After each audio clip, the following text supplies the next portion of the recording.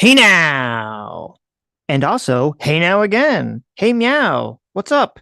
Hey Adam, how you doing? I heard you watched a wonderful TV show yesterday. Something you just loved. It was your most favorite TV show you've ever seen in your entire life. I mean, it was pretty bad. It was painful. It was difficult to get through. It was boring. Mm-hmm. I felt like I was watching a bunch of retards bouncing off of each other.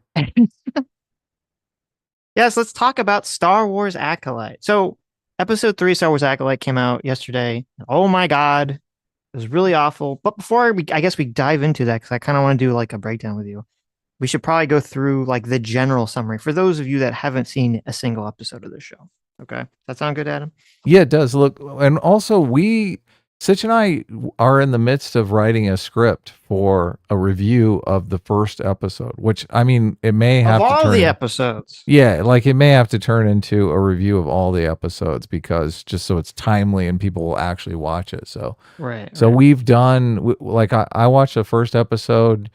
Sitch wrote a script. He sent it to me. I wrote some stuff, and he's working on the third draft. And I watched the second episode because it was just supposed to be on the first episode, and now we've watched the third episode, and it's just like the trash fire continues. It's Yes, of like, course. but look, I want to get credit because I watched one episode. I didn't watch any content on this. And I just off the one line about the mothers, I pretty much called all of this. I nailed You all of want credit this. for predicting this garbage. Is what you're Hell saying. yeah. Look, Sitch is before the live stream, Sitch is saying like, well, there was leaks. And I'm like, yeah, I didn't watch any of the leaks. Like my whole script basically was written. And look, I'm making jokes about this stuff before it ever even came to light. It's So true. I was reading. yeah. I thought Adam read the leaks. That's what he's basing jokes on. But no, this is No. big brain. He intuited it all. Okay, some kind of. He has force powers. He could see the future. Look, and All right. stick around to the end of the live stream, and maybe we'll tell you the joke that was too far for Sitch. Well, there's a pretty spicy joke about this episode that you can throw out there. Yes, yeah, But we'll get to that. Okay, so just the basic plot summary to lead us up to this point, if you haven't seen the show at all, is there is a black, strong, independent woman who, in the first episode, kills. She's some kind of like Sith lady, and she goes into a bar and she kills Trinity from the Matrix, who's a Jedi master. right. And the Jedi are like, oh my god, we have to find out who killed this Jedi lady and why she killed her. And they go onto a spaceship and they find a girl that looks exactly like her who's working as a mechanic. And they're like, oh, you killed the Jedi. But nope, turns out that she really has a twin sister that everyone thought died 16 years ago, but surprise, surprise, is not actually dead. Which makes absolutely no sense because we see the scene that takes place in this third episode, and you're going, like, she falls into a pit. Why would she think her sister was dead? Yes. Why would she Yes. just assume, oh yeah, my sister who was yelling at me a second ago and seemed to have made it out alive just fine, oh, she must have died. Well, she just saw her like fall into a pit or something, right? And it's No, like, oh, I guess she's dead now. the good sister is Osha. The bad sister is May. Yeah. May falls into a pit. Osha doesn't fall into the pit. Well, Right.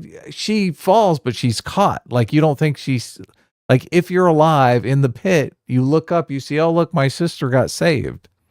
Oh, you're saying why did the evil sister Think that May Osha was think dead. that Osha was dead? You're right. That makes Obviously, absolutely no she's sense. alive in the bottom of the right. pit.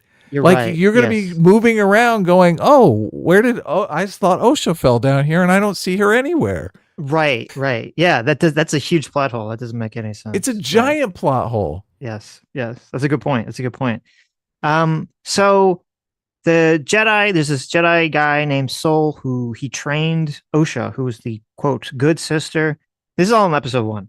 Who trained the Yes. good sister, but the good sister flunked out of Jedi Academy, and she just basically been a mechanic ever since. They do a bunch of nonsense that we'll talk about more in our video. They basically instantly clear her name that she was the killer. So there's like no drama. They set up this like it's going to be some kind of like murder mystery, and Osha's going to have to clear her name and show that she's not actually the killer. But then the Jedi guy's like, oh, I just know you're not the killer because Right. the Force told me somehow. So I just know you're not the killer. And now finally, oh, so in the second episode, the evil sister May, she's like, "Oh, I'm going to go around and I'm trying to kill Jedi that I blame for some sort of horrible thing that happened in my past, Right. essentially." Right. And we Yes. learned and we learned that Osha and May's parents or family were somehow killed in some giant fire, and we believe that the fire is the cause of the evil twin sister. She's the one that did all the fire stuff. So you're like, well, why is she trying to kill all these Jedi? And there's a scene where she tries to kill the only white male in the universe so far. Right. Yeah. In the entire show, we have one white male in episode 2 who's a Jedi guy, and the way that she can't kill him because he's meditating, and his force powers are so strong that while he meditates, like you just can't get close to him to touch him. And so the way in which she kills him is she buys poison and she just gives it to him and says, "Hey, you should take this poison because you're an asshole." And he looks at her and he's like, "Okay." He Yeah. takes the Look, poison and dies. this is like a SJW fantasy here. It's like he has enough white guilt that he just kills himself right on the Right. spot. Right. Right. And so the implication now, by the way, this is in episode 2. We don't really know anyone's like motivation or The, backstory why anything is happening so right. far One in the more story. thing though. One more thing. It Yeah. is heavily implied that the Jedi are responsible for this. Like the Jedi have done something horrific to these people. Well, So yes. So the fact that the guy drank the poison willingly would show or hints would at that. imply, Yeah. yes, that he feels guilty for whatever happened and blames himself. And the blame is so Right. strong that he would kill himself. You're Right. thinking this is like a Jedi massacre. Like, what did they do? The Jedi killed a whole race of people or They something. Anakin the younglings or something. Right. They Right. did, yeah. It was Which a is a little genocide, a ethnic cleansing. What did they right. do? Well, he's white, so he's a Uh, white male, so I guess it makes sense. But it's a little weird because in the first episode, when she challenges Trinity to a fight, she doesn't seem to have any guilt or remorse or anything. She oh seems yeah, like great point. whatsoever. Yeah. So I don't know. So finally, so you're like, okay, what's going on here? What's going on? So finally, we get to episode 3. An entire episode is just a flashback. We're finally getting the information, the backstory that's supposed to explain what the fuck's going on, what people's motivations are, why we as an audience member should care or feel any emotion to anything that's happening here. And we Yes. get this disaster. Exactly. Yes. Right. Yeah. Everything that they've set up, you're kind of like, what? You're like, what?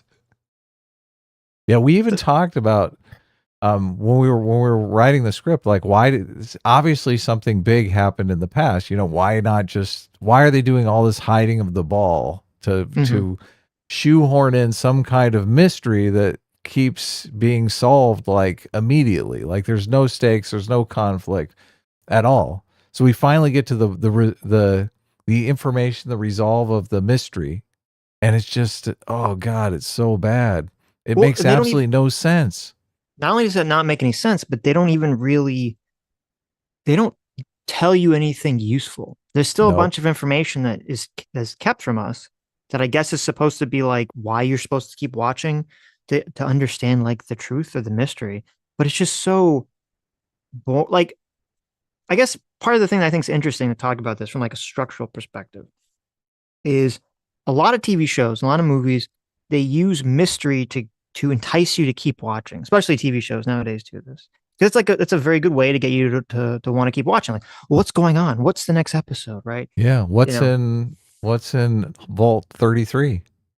right? Exactly. Like in Fallout. Yeah. What was in the? Why did all those people kill themselves? What's in Vault 33? And then the Yep. problem is like obviously if the answer is stupid, you feel like a complete letdown. When you get to that episode, when you get to Yeah, the end of it. exactly. Yeah, Vault 33 was obviously a letdown, but there's enough other stuff going on and enough other interesting characters that it's just that one piece of information is not the only thing keeping you going, Right. obviously. Yeah. Well, see, and actually comparing it to Fallout is a good example because even though there's this huge letdown at the end with the mystery of what's in Vault 33 and why did the people in Vault 32 kill themselves, there is still like a normal story that we all know and understand and can track Yep. emotionally. Okay. You have a girl who, loves her Trying to save father. her dad. Yep. Right. Her father is kidnapped and taken away, and she wants to reclaim him. And she's like lived in this, underground vault society where everything's like kind of like idyllic, idyllic and nice and 1950s-esque, and now she's like thrust into the wasteland on top, and everyone sucks and everything's horrible, and she's like a fish out of water. Okay, Yep. so there's something for us to like latch onto to understand. So even if there's a mystery, like what's involved in three, we understand her as a character. We understand her background. We understand her motivation, what she wants, what she's trying to accomplish. Same thing with the in Fallout with the paladin guy or the guy that worked for the Brotherhood of Steel. Like, you know, he's some guy who wants to be, you know, a guy in a mech suit, Yep. right? And he's being treated like shit, and he kind of like, I deserve better than this, blah blah blah blah. So for all the faults of Fallout, which I wasn't a huge fan of, it's still structured in a way that you can track and understand why people are doing what they're doing. So in this show, there's The- so much mystery box that we don't know like why the fuck anything is happening in this show. We don't know why the main character Osha, you know, feels the way she feels about her sister. We have no clue why May, the evil sister, is killing Jedi. We don't yeah. understand why the Jedi feel they're responsible for anything that happened with Osha and May. We don't know. We don't know why Osha. Like we don't know any. Like okay, and then even in this episode, which is supposed to give us information, they don't really explain anything of value, right? Nope. So I guess let's just kind of go through it because I mean that'll be the easy way to like kind of process my thoughts on this. Okay. So Sure. Are we gonna start? You want me to scrub through the script, the sure. video? Well, you could start like I'm at 3:16, 3 minutes Okay. and 16 seconds. And so the opening that we finally get with the backstory here is we see that there's these two twin girls, this Osha and May, this the now, you know, when they're young in the flashback. And they set up this really weird dynamic. This show is all about like telling you things and not showing you things. So you don't Yeah. feel the emotional connection. So what we're told, we're not really shown, but what we're told is that May, the evil twin, is evil. They show that, oh, she's evil. She's going to crush a butterfly, you know, in the beginning Right. of it. But we're told that we're told that she has better force powers than her sister Osha, and that May is like really into being part of this weird force witch cult. They're in like a weird feminist female force cult. All right. That's like where they live. They And literally May, say witches. They call themselves witches. yeah, I they call themselves laughed out witches. Yes. loud when she's like, Yeah, "We're there's a witches." and they're doing like this chant like when we'll get to it, they're doing like this like really cringy force chant, and it really feels like, have you seen those videos of like the really hippie far left women like in the Oh woods like yes. casting Oh yeah. spells against people, and they're like doing this like cringy ass like chant, like that's really what it felt like. It's like an episode of Portlandia. It's just Yes. insane. It's Yes. like, why is this in Star Wars? Well, and it'd be well, okay, but we'll get there. So we had the two twins. So May, evil twin, she likes being in the cult. She has really good force powers. Then we have Osha, who like kind of has force powers, but seems kind of crappy. But she also wants to leave the cult. She wants to like explore the grander world. And more interestingly, she doesn't really like being a twin. She's like, I really don't like, I want to be my own separate individual. Like she literally says this, right? I want to be my own separate individual. Where May, the evil one, is all about like, we're sisters. We're going to be together forever. We're like one entity, blah, blah, blah, blah, blah.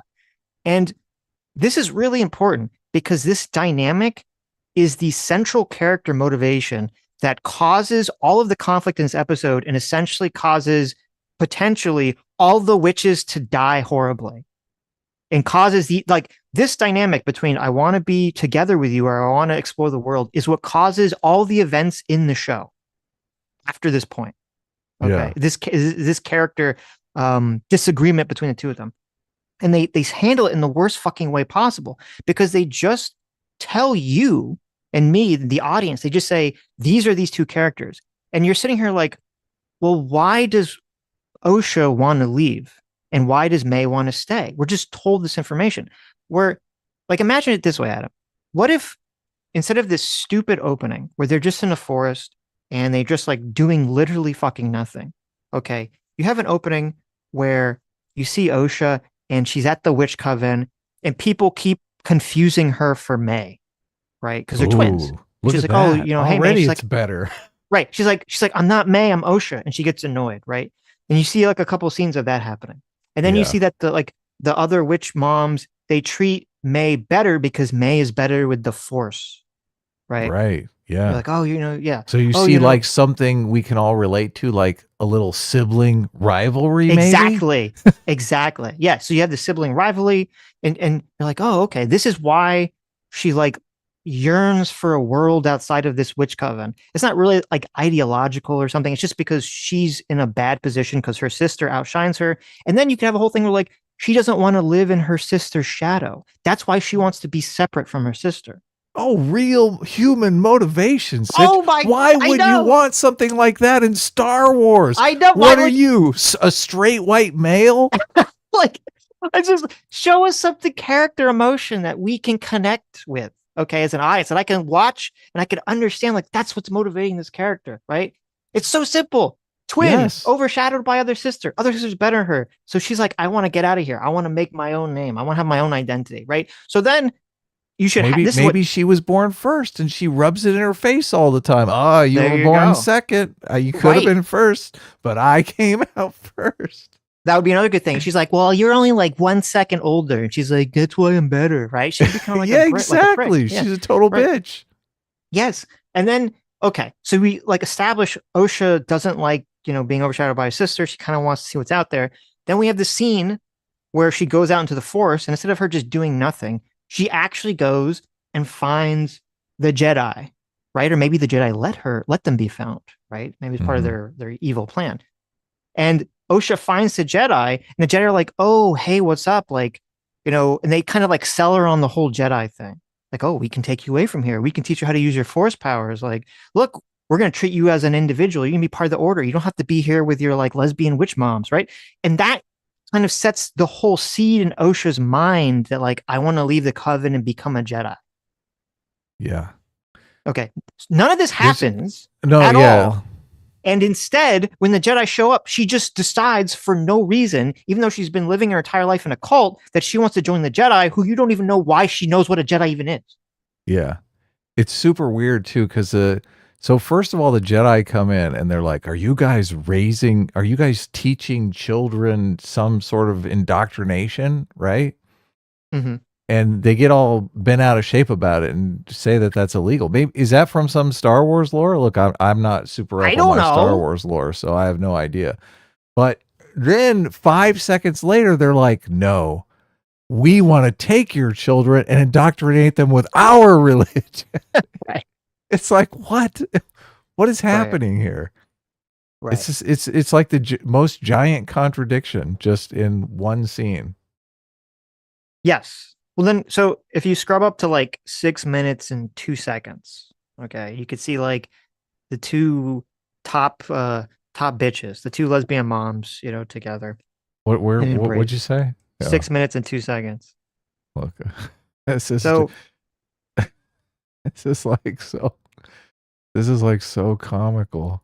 I know it's so this is such amateurish writing. It's really baffling how this was like created and by like a human being. Because I don't it's know. like it's activism. It's like activism. That's all No, it but is. It's like, look, you could write this is lesbian representation, right?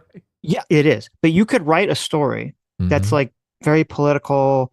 You have your woke lesbian matriarchal force witches fighting against the evil patriarchy Jedi or something. You could do all that and still have it be written in a competent, normal fashion.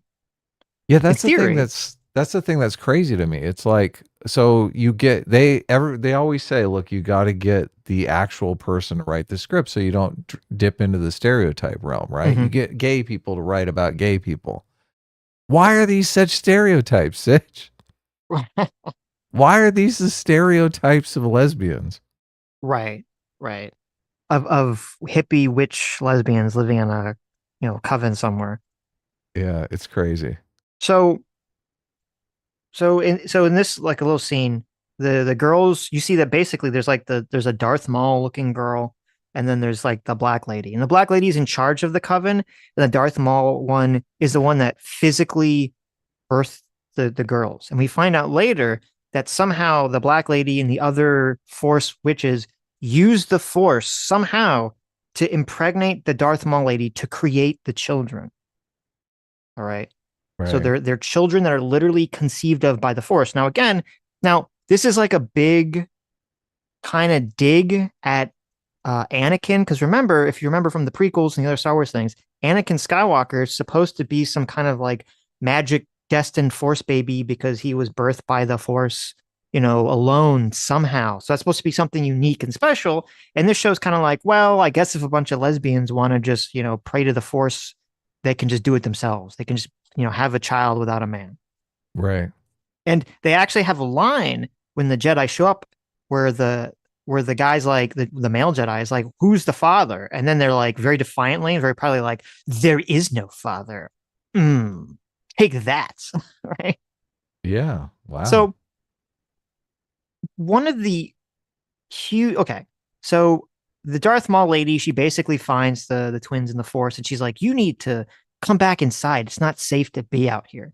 And it turns out that these witches have all basically run off away outside of the Republic's jurisdiction, and they're living on a world completely devoid of intelligent life, except for their little coven, because they're trying to escape the Jedi.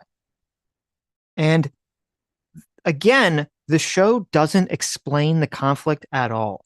So the conflict is there's this lesbian witch coven, and they want to use the Force and they want to teach the Force in a way that we're supposed to interpret pisses off the Jedi and the Jedi wouldn't allow to occur. But they never explain what is the ideological difference? Like, what are the witches doing that the Jedi don't like? Right. We don't know. Besides lying indiscriminately. Right. Well, except because they're not supposed to raise kids. But like, what are they doing? Like, what part of the what in their philosophy do they say like, oh, we're teaching people how to use the Force in a way that the Jedi don't like? Like, you could have a thing where they're like, oh, the Jedi think you shouldn't use anger or emotions because it leads to the dark side, but we think you should use your emotions. All emotions are natural and part of a natural. Like, there's no explanation of their philosophy. There's no like, and it's why it's so stupid. There's a scene where they explain their philosophy, but it's just like it's just nothing. It means Yeah. nothing. They're like, Yeah. the Force is a thread, and you can pull the thread. And you can. It's like, okay, I don't give a shit about your colorful, flowery imagery. Explain to me why there is a conflict between these witches and the Jedi. Because if you don't explain to me, I'm sitting here like, why are these people fighting? I feel no emotional connection to anything because it's all just nonsense to me. Yeah, it's a bunch of bullshit. They didn't think that far. You're dealing with stupid people, Sitcher. They haven't really thought this whole you're talking in terms of like theme and like overarching message. There's Mm-hmm. none of that in here. But They this can't is even string together a basic plot line. what is even, but I get, but like, what is even the point of the show? Because The point of the show is to hire lesbians and pay them a lot. I guess, I guess, because so in the original Star Wars, okay, you have Luke goes and he trains with Yoda, and Yoda's like, explain to him what the Force is and what the philosophy of the Force is. And Right, yeah. they set up like, here's a dichotomy. This is like what the light side is, and this is what the dark side is. Light side believes in truth, order, and the American way, and using peace and self-sacrifice and don't give in to anger. Christian Anger, values? Oh there wow. you go. Yeah, there you go. They're all Christians. But anger leads to the dark side, blah, blah, blah, blah, blah. And then the dark side you learn in both the originals and the prequels and other things. It's always like the dark side is all like you got to use your personal ambition to fuel you and to gain more power so you can, gain the things that you want to gain, et cetera, et cetera, et cetera. So they're setting up this like you have two different ideologies. You like in Right. a lot of movies, even when it's just about like one character versus another, you can kind of break things down to the main character, the protagonist, and the antagonist have different ideological views of the world, and those ideological views come into conflict with each other, right? And that's Yeah. what's driving the conflict of the story. And so we have the Force Witch lesbian coven, and we have the Jedi Order, and the witches are running away from the Jedi's, and they never explain why the fuck they're running away from the Jedi's and why the Jedi's don't like them. It's never explained. This is the big flashback that's supposed to explain the conflict of this entire show, and they don't even do that. Yeah. It is noticeable that they're like so willing to lie, which I'm just like, okay, so the coven is based on dishonesty. Yes. Yeah. I Well, mean, look, there's no real message in here anyway, so I'm just looking for clues. The lying Yes. stands out immediately. Like they're saying you're a bad person because you didn't lie. I'm like, who wrote this garbage? Well, it's it's so confused too, and I feel this a lot in with like when you add the politics to it, because when we look at it from like the woke real world political perspective, you say, okay, I'm guessing because of like the gender politics that the witches are supposed to be correct or like mostly correct, and that the Jedi are supposed to be wrong, right? Yeah, And you kind of base this off. they're the oppressed minority, and the Yes, Jedi's are the powerful empire institution. Yeah, that's where exactly. they're headed. Look, yes, that's exactly where they're headed. But it's just it stands out when they're. I guess if you're they're in their minds, they're willing to lie, cheat, and steal because they're oppressed, and then that makes it okay, which is Right, kind but of the ideology of the woke. yes. And that's what's so kind of strange about this is that, yeah, we're guessing that the witches are supposed to be like, as you were saying, oppressed, running away Hmm. from the the evil oppressive Jedi. So we have yet another Star Wars thing where the Jedi are bad, right? Okay, Snoot, like, okay, sure, whatever. We can't ever have the Jedi be cool anymore. We can't ever have the Jedi be right anymore. They always have to be the dicks. They always have to be stuffy and boring and lame and These are going to wrong. be the new Jedi right here. Right. We're I looking at them. guess. I guess, right. And but then you're right. And this is why it gets even more confusing because in the Witch Coven, they don't explain what their ideology is, but they do show you that lying is acceptable. The adults lie to the Jedi. The adults tell the children To directly to lie. lie to the Jedi. And then when the Jedi show up, the one of the witches uses force powers somehow to like make one of the Jedi fall to the ground and his eyes turn black and he like goes into like a comatose state, which I don't know what the fuck's going on there because that's not a force power we've ever seen before. They don't explain it. But she uses evil dark force powers to make a Jedi like into put himself into a coma or something. So it's obviously supposed to look looks evil, right? Looks Yeah. super fucking evil, but I'm like, okay, but am I supposed to think that the witches are right or wrong? Like, what am I supposed to feel? Whose am I supposed to side with in this moment here? Yeah. Up until now, they've been sending massive signals that I'm supposed to feel depressed that all these people died. Like remember your whole family died. Was all these crazy bitches? That's actually a good thing. Why was Saul so demoralized that her whole family died? Yes, I when mean, they're so far they seem terrible like people. assholes. Yes, Yeah, he maybe. literally saved her from a cult. Right. Yeah. If you scrub to like 8 minutes, it's kind of it's a funny screenshot. It's like the big explanation where they're supposed to be explaining how this lesbian cult is different than the Jedi. All they do is they just use force push on each other. That's it. That's their Yeah, it's big show of like how we're different from the Jedi. And I'm like, well, that's literally what the Jedi do. They just use force push. Like, what am I supposed to take? What information? What interesting information am I supposed to glean from the show? So much of storytelling, I think, breaks down into you getting an emotional, the audience getting an emotional connection with the characters. Number one, oh and yeah, then of number course. two, yeah, and then number two, learning information about either the characters, the plot, or the world. And there's so many of these weird shows where they do this mystery box shit. They do it completely wrong, where you can kind of set up a mystery box where the plot is mysterious and you don't really know what the like what's going on, but the character that you're following, the protagonist, also doesn't know what's going on. Like you understand the protagonist as a person and what their motivation is. That's how you connect with them emotionally. If you don't understand what's motivating a character, it's hard to connect with them emotionally. So you understand what the protagonist is doing. The protagonist goes, "Oh, there's some kind of mystery that's affecting my life and I need to get to the bottom of it." And us, the audience, is kind of like going on the journey of discovery with the protagonist to kind of figure out what's going on. They do too much of this horrible mystery box shit where all the other characters in the show all know what's going on, but we, the audience, have no fucking clue what's going on. And we're just sitting here like, well, what am I supposed to feel then? Because I don't know what's going on. And the characters who all know what's going on are not explaining it to each other because they already know. Yeah, the goal of a story, any story or media, is to make you like and sympathize or empathize with the main character immediately. You're going to follow them through. This series is 8 episodes, right? So we're going to be Hmm. with these people for 8 episodes.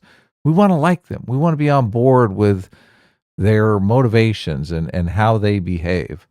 Like the only thing that was hinted at that you could like the protagonist for is sympathy for the fact that she's like an orphan that lost her entire family. So Right. if you're thinking like a serial killer broke into their home and murdered them all in front of her, and she's the sole survivor, and she was taken in by the Jedi and raised, right? You're thinking of a much different story than what you actually get, because when you finally figure out what happened, it's like, oh, actually no, she was like in this cult and she wanted to leave anyway. She like Yeah. hated her family. So all Right. all the character sympathy that you had, which is not much, not really enough to go on, because you're kind of creating headcanon just to have some sympathy for this character, is gone in episode 3. It's like, Yes. why am I following this person again? What's Yeah. happening here? Like most competent writers, they build on these things, right? They they they they do a story, something happens, they react, that changes the character a little bit. Nothing is happening like that in this story. Right. It's just like a string of things that have happened. And every time we discover some new thing is revealed in this mystery box style, it actually destroys any idea of character development or story growth or anything that happened ahead of time. It's Yes. so bizarre. It's It, like it's freaky. it's really weird too because like so much of sort of this like modern progressive writing, none of the people care or want or understand character arcs or character progression, kind of like what you're Yes. saying. Look, we Because had we had a deeper conversation about that just in the political realm, talking about the steps we would need to become a banana republic. yeah, Like, right, how right. the fuck can these people write scripts? Like, look, if people are going to fall in love, there are steps. You know, there's brushing up against them. There's, holding hands. There's a kiss. There's making out, heavy petting, dry humping. Like, there's all this way people fall in love, and it's like they're completely inept at the stages of human life. Yes. Yes. And there's completely like this is part of why there's a disconnect, I think, emotionally between the audience and these characters. And I think a good comparison is like Ray from the sequels. Because you had Ray who we should as the audience feel sympathy for her. And we do at first before she talks, right?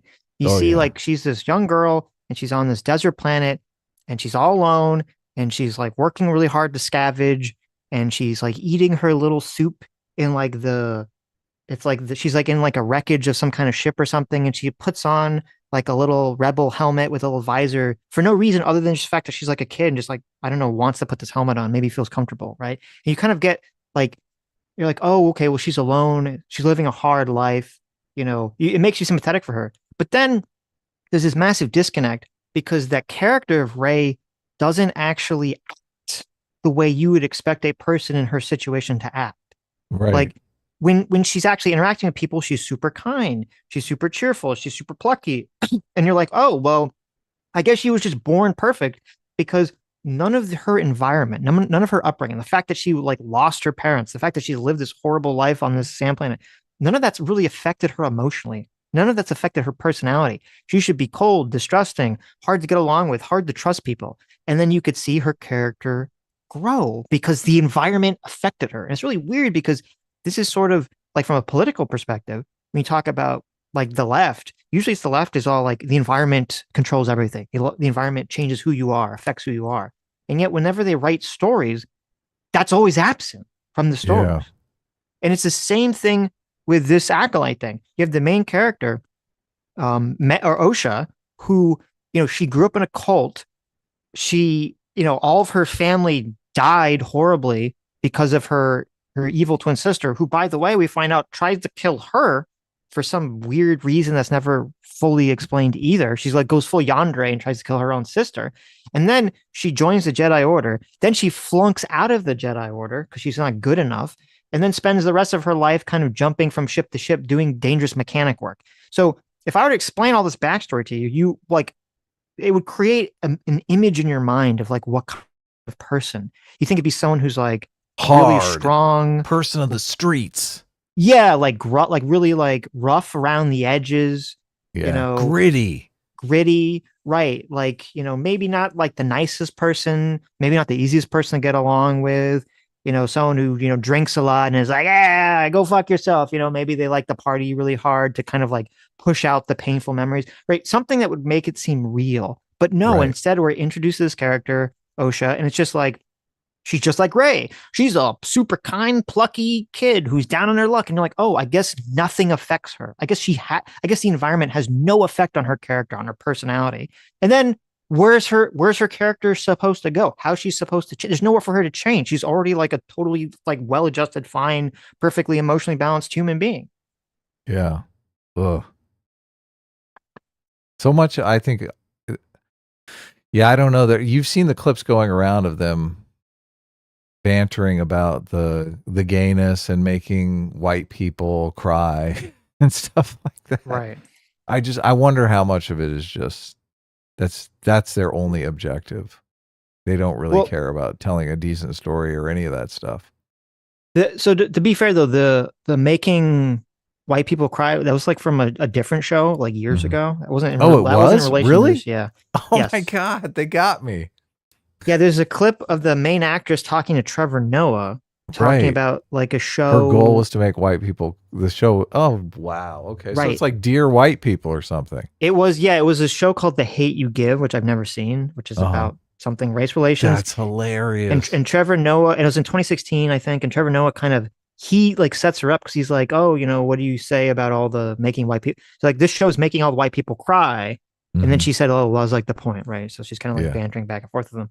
And I haven't Look, seen the the show, show so I have Dear no idea what's White going on. People, I think, is like to make white people cry, but Sure. yeah, Of it's not course. Star Wars. So, Right. Right. wow, so many people, myself, like until you said that, I just assumed it was about this show, obviously. But that's the intention. So Of course. Right. they got me. Yeah, no. So then, okay. So I guess, okay. So I guess moving on in the plot. So there's just like more Mhm. of not explaining what the ideology is of the coven, more of There's this. one line about the power thing. Do you remember what the line is? Like, they do say something about like the world is about power. Um, she says, she does this really weird line. And this is like, this should be the most important part to explain the conflict between the Jedi and this coven. And all she says is like, the Jedi look at the Force as like a power, and we look at it as like a thread. And you're like, well, I don't know. What does that mean? So you have a different metaphor. Big fucking deal. Right. But it's like, okay, but like, how does that metaphor impact? Like, what does she believe? We don't know, like, what they believe. What do they believe? Like, what is their goal? Right. Yeah. The Jedi's goal is to, like, I want to use the Force to kind of like keep everyone safe and keep the galaxy safe and blah, blah, blah. The dark side is like, I want to use the Force to basically further my own personal ambitions. What do these people want? Do they just want to, like, live in the forest, touching each other's hoo-haws as they sing and dance? Like, I don't know what the fuck these bitches want. Okay, No, tell that's me what they what you want. want. It's like that scene. Tell me what you want. Women, maybe this is the problem. This show was written by a woman. Okay. Right. Women don't know what they want, Adam. And this show is the same thing. You have an entire coven of women. We needed the scene with the male Jedi's like, tell me what you want. And they're like, it's not that simple. No, just tell me what you want. It just, oh man, this show is such a disaster. Okay. So, So look, so yeah. yeah, where are we going here? Okay. So I What's guess, the next step? so let's see, where's the next like thing to jump to? So then we find out that like there's like I guess you can jump to 12 minutes. We find out that the two twins are going to be part of some kind of ascension ceremony Yeah. tonight. And Okay, one of so them big doesn't deal. want to do it, and one of them does want to do it. And but nothing is articulated why she doesn't want to do it. Right. Yeah, the evil one wants to do it. The good one doesn't want to do it. Why? We don't know. They never explain what the ascension, even after it happens, we don't know what the ascension ceremony means or what it does and why someone would either want to partake or not partake in it and why she's scared to partake in it. right? Like it's weird because it's kind of set up like you think something like crazy is gonna happen. Like, oh my Right. God, they're Yeah. gonna like remove your genitalia. They're gonna like, Yeah. you She's know, gonna be a child bride. right, yeah, you're gonna have to marry a monster. They're gonna sacrifice you to like a sarlacc pit. You're gonna, you think there's gonna be some kind of thing that is gonna happen, and then all that happens is like you get a face tattoo that doesn't hurt apparently, Oh yeah. and you're like, well, okay, what was the point? The So, Jedi are all bummed about that. You right, got a and why face did tattoo? Oh my god. I mean, is that the thing? Is that well? Oh my God, that's why in episode two, the Jedi, remember, he looks at her. Oh, you're Soul right. looks at Ocean. He's like, "Oh, you have a tattoo," and she's like, "Oh yeah, ha ha ha ha ha." Maybe that's why they don't like the Witch Coven because they're like, "You're giving face tattoos to children. You can't do that. We have to burn down your temple." The Jedi don't burn down the temple though. To the whole burning down the temple thing. So they also, I guess, just scrub to it because it's so laughable. Mm-hmm. So in the when the temple catches on fire and they run out, like all the witches are like on the ground dead, and you're wondering, well, did they die of asphyxiation? I mean, like what happened here? What is Right. going on in this scene? Like, why Yeah. are all these why are all these stupid people dead?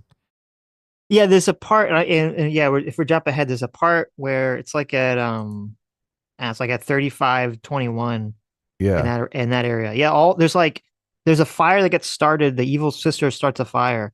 And then when the good sister runs out, all the witches are just laying on the floor dead. None of them have like burns on their face. Well, it looks like they drank Kool-Aid or something. Like they all committed mass suicide. It does, yeah. Yeah. Oh, look at yeah, if you bring it at like 35:25, you can see there's like the overhead shot of all the witches on the ground. Yeah. Yeah. And yeah, it's like they Jonestowned. And you're like, well, what happened here? And it doesn't make any sense either because so Soul, who is the male Jedi here who raised Osha but failed to make her a Jedi, he tells her directly that they all died because of the fire that her sister set. But Right. that's obviously not true because they're all just laying on a pile on the floor. And you say, well, I mean, if they all died from the asphyxiation, how are they running through that room? Right? Wouldn't it be toxic in that room? Like you don't see him have like a little gas mask that he hands her or something, right? Yeah. Yeah, So, they just truck on through. Yeah.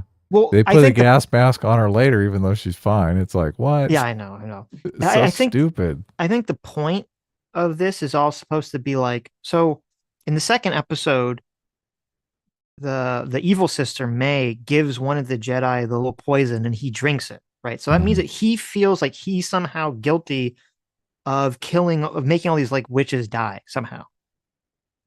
And Right. we don't really see in the flashback how anyone dies. We just see the evil sister starts a fire, and then it follows the good sister, and then they're just all dead. So the reveal, it seemed like the big reveal is going to be that, oh, well, they didn't die from the fire. The Jedi must have done something that like accidentally killed all or intentionally killed all the witches, right? And Yeah. that's why he feels guilty about it. Yeah, they poison them all. Which would If seem they like why if the fuck they would the Jedi do all that? if they go in that direction, oh my god. Yeah. So then we skipped just like this weird part at like 13:28 where they do like the cringiest like women in the woods Oh, I know. celebrating their femininity thing. This is the scene from Portlandia right here. Yeah. Yeah, where all the women are like, one one makes all makes one. And they do this like really, really lame emotion where they're like pulling threads out of their air and they're like, we're doing force powers to pull the threads of the force out of the air. And they're all making like really cringy, gross, like sex noises. Like they're all like orgasming on the force threads or something. It's so bad. You're like, what is happening here? And they never explain what any of these bitches are doing, why they're doing it, what they're trying to accomplish. It's just so, it's, imagine if, okay, so you know how like when you watch a movie or an anime where someone has like magic powers, like imagine like, Doctor Strange, right? He does the little like things with his hands And as he's doing it, like the little light like shows up on his hands, and then like something happens, right? Yeah. Or you're like, Something that serves a purpose, right? right, So yeah, he's doing all something these so like, he can achieve a goal. yes, or like if you're watching Naruto, they do all like the super fast hand signs, and they go like ninjutsu, and then when they finish, it like does something. Or in Dragon Ball Z, Goku's like, come here, man, and he holds his hands out and shoots the laser, like so the reason that those kind of look cool is because they're doing some like weird hand symbols, and then you see it's like doing a thing. But if you imagine you had all these characters like Doctor Strange or Naruto or Goku, and they just do all this like goofy hand symbol shit, but then nothing happens.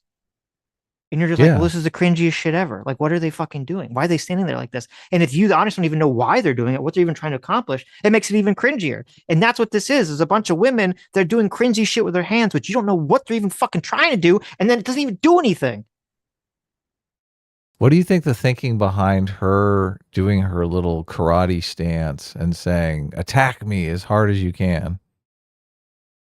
You mean the evil sister when she takes out the Jedi? Yeah, well, and she's done it twice. She's did it with the floating guy too, which was super cringe because it's like, dude, he's not even awake. What are you Yeah, he's doing? sleeping, right. Or he's in a meditative stance. Um, She backs up and she does this stance mhm. that's supposed to look intimidating and It looks doesn't. completely the opposite. I Right. mean, it looks so foolish. Yeah. I'm guessing I think it's supposed to serve one of two purposes. I think one purpose is supposed to again solidify that like she thinks she's in the right, Hmm. and that she thinks the Jedi are evil. And then maybe we're gonna learn from her evil Sith master person, whoever the fuck he is, that like she's supposed to take like their and like the Jedi's fight energy or like emotions attacking her. She's supposed to like absorb it and like turn against them or something. Right. I don't know. Do they think it looks, do the writers, directors, the people who made this show think that that stance that she does looks cool? That intro coming in and saying, attack me, do they think that's cool? Or do they think this is cringe and the point is sometimes cringe things turn out to be serious? I think they think it looks cool. Okay. Okay. They So it's kind it's that simple. yeah, like there was in the new Star Trek Picard, which was awful. Or at least the first two seasons were awful.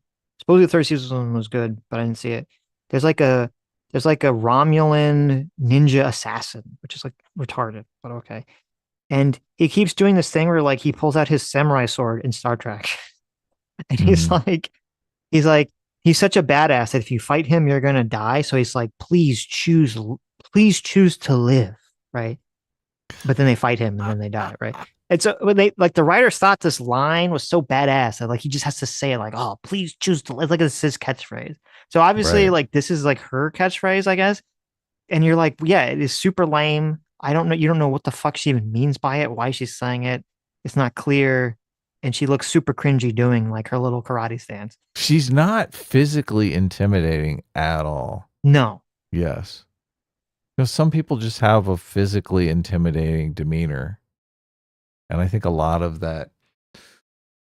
the philosophy of these activist types is that, you know, things aren't what they appear. Well, Even though things often are what they appear.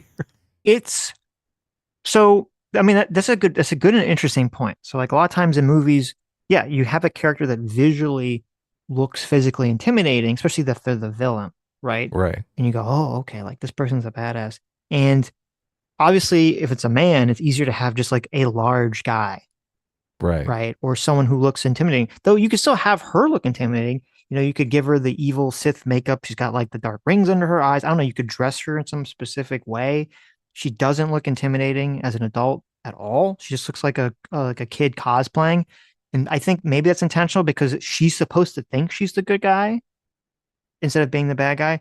But it kind of reminds me of Kill Bill. And I think Kill Bill is a really good example because that's a movie or two movies that have women that are doing all this like martial arts shit and all this attack, but they still like look intimidating. Like you wouldn't look at Uma Thurman necessarily and be like, oh, she's scary or she's intimidating, or you wouldn't look at Lucy Liu, or I forget the woman with the one eye, what the actress's name is. You wouldn't look at them in real life and be like, oh, they're scary or intimidating. But the movies are written and shot and directed in such a way that you see these women characters and you're like, oh, like this woman is scary. This is like a cold-blooded killer. This is someone who, would chop me in half with a samurai sword or whatever, and you believe it. Right. But not in this. You don't believe anything that's going on with these women. No. So it's like if you go to 1439, you could see. I just want to show you how. Did you notice how awful these outfits were that they put these kids in? Yeah. Oh, yes. Terrible. It looks like it reminds me of like the original 1970s like Battlestar Galactica. Like, what are they? Why are they wearing these like gold shirts from like the 70s? Yeah, it's ridiculous. All this, everything in this is ridiculous. I can't believe they actually said witches. We're just a Yeah, bunch of witches. What the fuck? What does that mean? I don't know. What does They're that mean? witches in the Star Wars universe Yeah, now? it's just witches in the Star Wars universe. Did they think they were writing for like Lord of the Rings or something? Did they think this was like a Harry Potter spinoff? When did witches? When were witches part of the Star Wars universe? I don't know. Who knows, right? There people talked about like in some of the extended lore or whatever. There's witches. Like I don't know. I don't care. Really? Oh, okay. Yes, Oh, look. right. So It's then, just so bizarre. Like I laughed out loud. so then, if you go to like 1744, we have the Jedi interrupt, this like ascension ceremony, right? So they Hmm. do the ascension ceremony, which has something to do with them shooting force into the sky and then catching the force and then shoving it into the child's head. We don't know what that does or what the point of that is, and the child doesn't seem to mind it, so it doesn't seem like it hurts or anything. And they successfully shove the force into the evil twin May's head, and it gives her a little face tattoo. It's like a little spiral. And then right before, obviously, they're going to do it to Osha, they get interrupted by the Jedi. I guess Right. 1756 is like a better stuff for it. And that so the Jedi show up, and this is like there's this big conflict because there's this implication that whatever the witches are doing is illegal for some reason, and that raising the children and teaching the children to use the force is illegal for some reason. Right. And none of this is it like this would be the scene where the Jedi are like, you're in violation of doing XYZ, blah, blah, blah, blah, blah. And then Right. they argue like about their ideology, and the Jedi explain like why what they're doing is dangerous. So that we, the audience, have some kind of understanding about the conflict of the scene, some kind of conflict between these two groups. And they don't. They don't say anything. They just say, oh, you can't do that. And they're like, we can do what we want. And it's like, but why? Like what is what is the motivation for anything that's happening in this scene? Right. Yeah, it completely doesn't make sense. They they're outing them for using the children for some nefarious purpose, and then they want to immediately take the children away and I guess teach them the ways of the Jedi anyway. So, like, what is the difference? Well, and then it's even more confusing because they're like, oh, it's illegal to raise children with teaching children force or something. They And then don't say that explicitly though. It's super they kind of like like this. imply it. Yeah, it's vague. It's super vague. Nothing is clear in Yes. this. Yeah. And but then the coven master, the master lesbian, okay, the bottom bitch, she's like, well, this planet that we're on is not part of the Republic, so you have no jurisdiction here. And I thought Right. like, oh, okay, I guess that makes sense. Like I understand what like jurisdiction is, in an Earth concept. But then there's like this weird part where like they're like, "Oh, do you have kids?" And here, and they lie and they say we don't have kids, and they do the literal worst job ever hiding the kids, right? Like you'd think if this is all about hiding the kids, they would have some plan where they immediately like grab the kids and hide them somewhere. No, they just kind of like stand in front of the kids and they're like, "Hey, kids, don't move." And then, of course, for no reason, Osha just by her own will just walks out of from behind the parents, like, I'm here, I am a kid. Like, and you're like, wait, why is she doing this? Why is she alerting her presence to the Jedi? Why does she like, and then she walks down to the Jedi, and the Jedi are like, oh, you have force sensitivity. You know, we should train you to see if you want to become a Jedi. And then Trinity looks up to the master lesbian and says, is that okay? Or no, she says, oh, with your permission. And I'm like, why doesn't she just say no? Get the fuck off our planet. She's literally Right. saying, with your permission. And then the lesbian coven master is like, yes, you can train the children. It's all this like subtext that's not explained. Like, well, if she says no, she worried the Jedi are going to come back with like force to take the children. But why would you think that? Not so. None of the conflict. There's all this like weird subtext. None of it's explained. I don't know what the fuck's going on.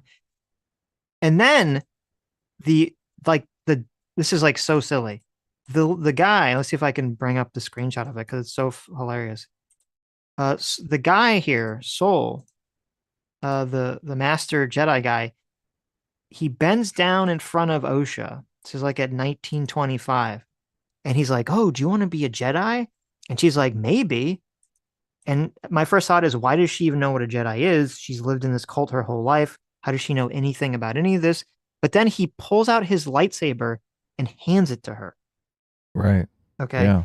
He pulls out his lightsaber and hands it to a small child. This would be like if cops came into an orphanage Right. and the kid is like, "Oh, I want to be a police officer too." And the cop is like, "Oh, yeah, being a cop's cool. Here, let me show you my gun." And he just pulls Yeah. out the gun and hands it to the child.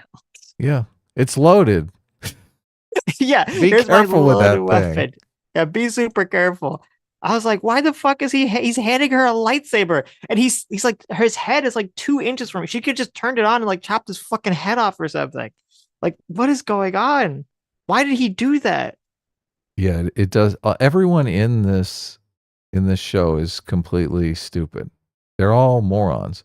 What do you know the line when they ask about the children? Which 'Cause line? when they come in and they're like, they ask if you're teaching children, they don't mention the Force, right? I mean, it's not explicit what's actually going on. Mm-hmm. I don't know. I can't remember what the line was. I only I mean, I watched could look this. for it. Yeah, I was looking for it. I don't know. I don't have a transcript. I mean, I have the captions on, so I'll just have to kind of like play through Yeah, the I know. I episode. have the captions on too, but Right, right, right. But yeah, the it Jedi just come in and they're like, these women are. Then she's like, these women are under our protection. right. The Jedi are like, we thought this planet was uninhabited. She's like, no, you didn't. Your Jedi are all knowing. Like, you're lying. Get the fuck out of our private property. Why? She's like, oh, okay. Like, so let's see. Then the Jedi started arguing, like, listen, we didn't.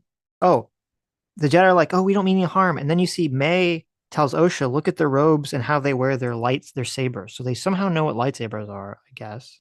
Right. Which, okay. The Coven Master says, what do you want?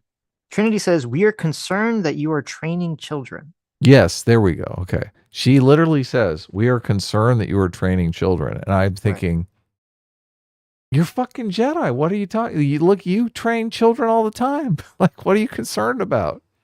Yeah, but you see, the Jedi are part of the liberal order, okay? And you can only go to public Jedi school. They're That very against private vouchers to private religious schools. that line completely read to me as we're concerned that you're indoctrinating children. And I Yes. was like, "The Jedi indoctrinate children." What the hold on here. Look, I myself do not think we should be indoctrinating children. Hmm. But they're like, are they indoctrinating them with their religion? And that's the problem. What does that line exactly mean? Yeah, it's at And why is it 18. so fucking vague? It's at 1837. She says, we're concerned that you are training, or it's at 1839. She's like, we're concerned that you're training children. And then says, the Republic law states, right? So we're about to find out, what does the Republic law state about training children? Why is this a problem? Yeah, Okay. We're only literally, Jedi are allowed to train right. children because they're the ones that know how to do it right. Right. Right? They have this, they have the regulation from the government, right? That tells them that they can do it. So, but she's like about to explain like the conflict of the situation. I shit you not, that we can finally understand. And then the other character interrupts her and says, this planet's not part of the Republic. So we don't actually know what the conflict Look, I don't is. think the writers know what it is. I don't think the writers have any idea what's going on. Do you think that do you think that when they wrote this, they literally didn't take the time, the 2 seconds to figure out like why there's a conflict, what their ideology is, what the Republic law states, and that's I'm why they have the starting to character interrupts? look, I'm starting to think they wrote 8 episodes in like a weekend. Mm-hmm. This is just such trash. It's hard for me to imagine anyone spend any time thinking about any of this stuff. Hmm. And so when they're hiding the children, it's like the most ridiculous scene. They're hiding the Yeah, children of from the course. Jedi, Yeah. Look, if and they whisked them away and hid them more securely, right, you'd think, okay, shit is really going down here. right. But they're just standing in front of the kids. Meanwhile, the kids themselves are like moving through The the women, crowd. Yeah. and none of them are trying to stop the children from doing this as they move Right. closer and closer to the Jedi.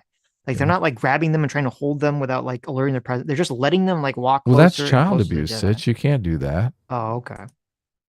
That there so much of the it's so funny because I kept thinking like so much of it was like they're old enough to know what they want to do. What's that make you think of? Oh, Anything in particular, Sitch? like is this like a trans thing?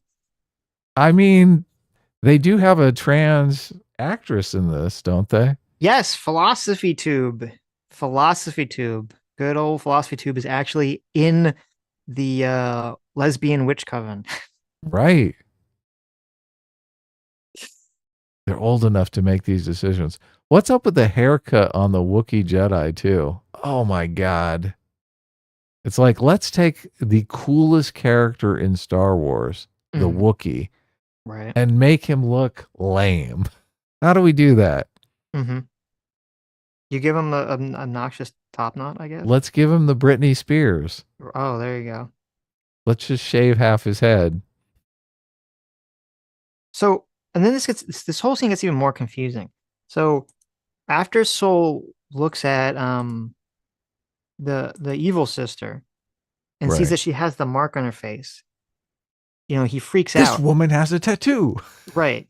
And then and then at if you go to 20 minutes and 9 seconds, the witch women say they want to take our children. And Soul says the Jedi do not take children.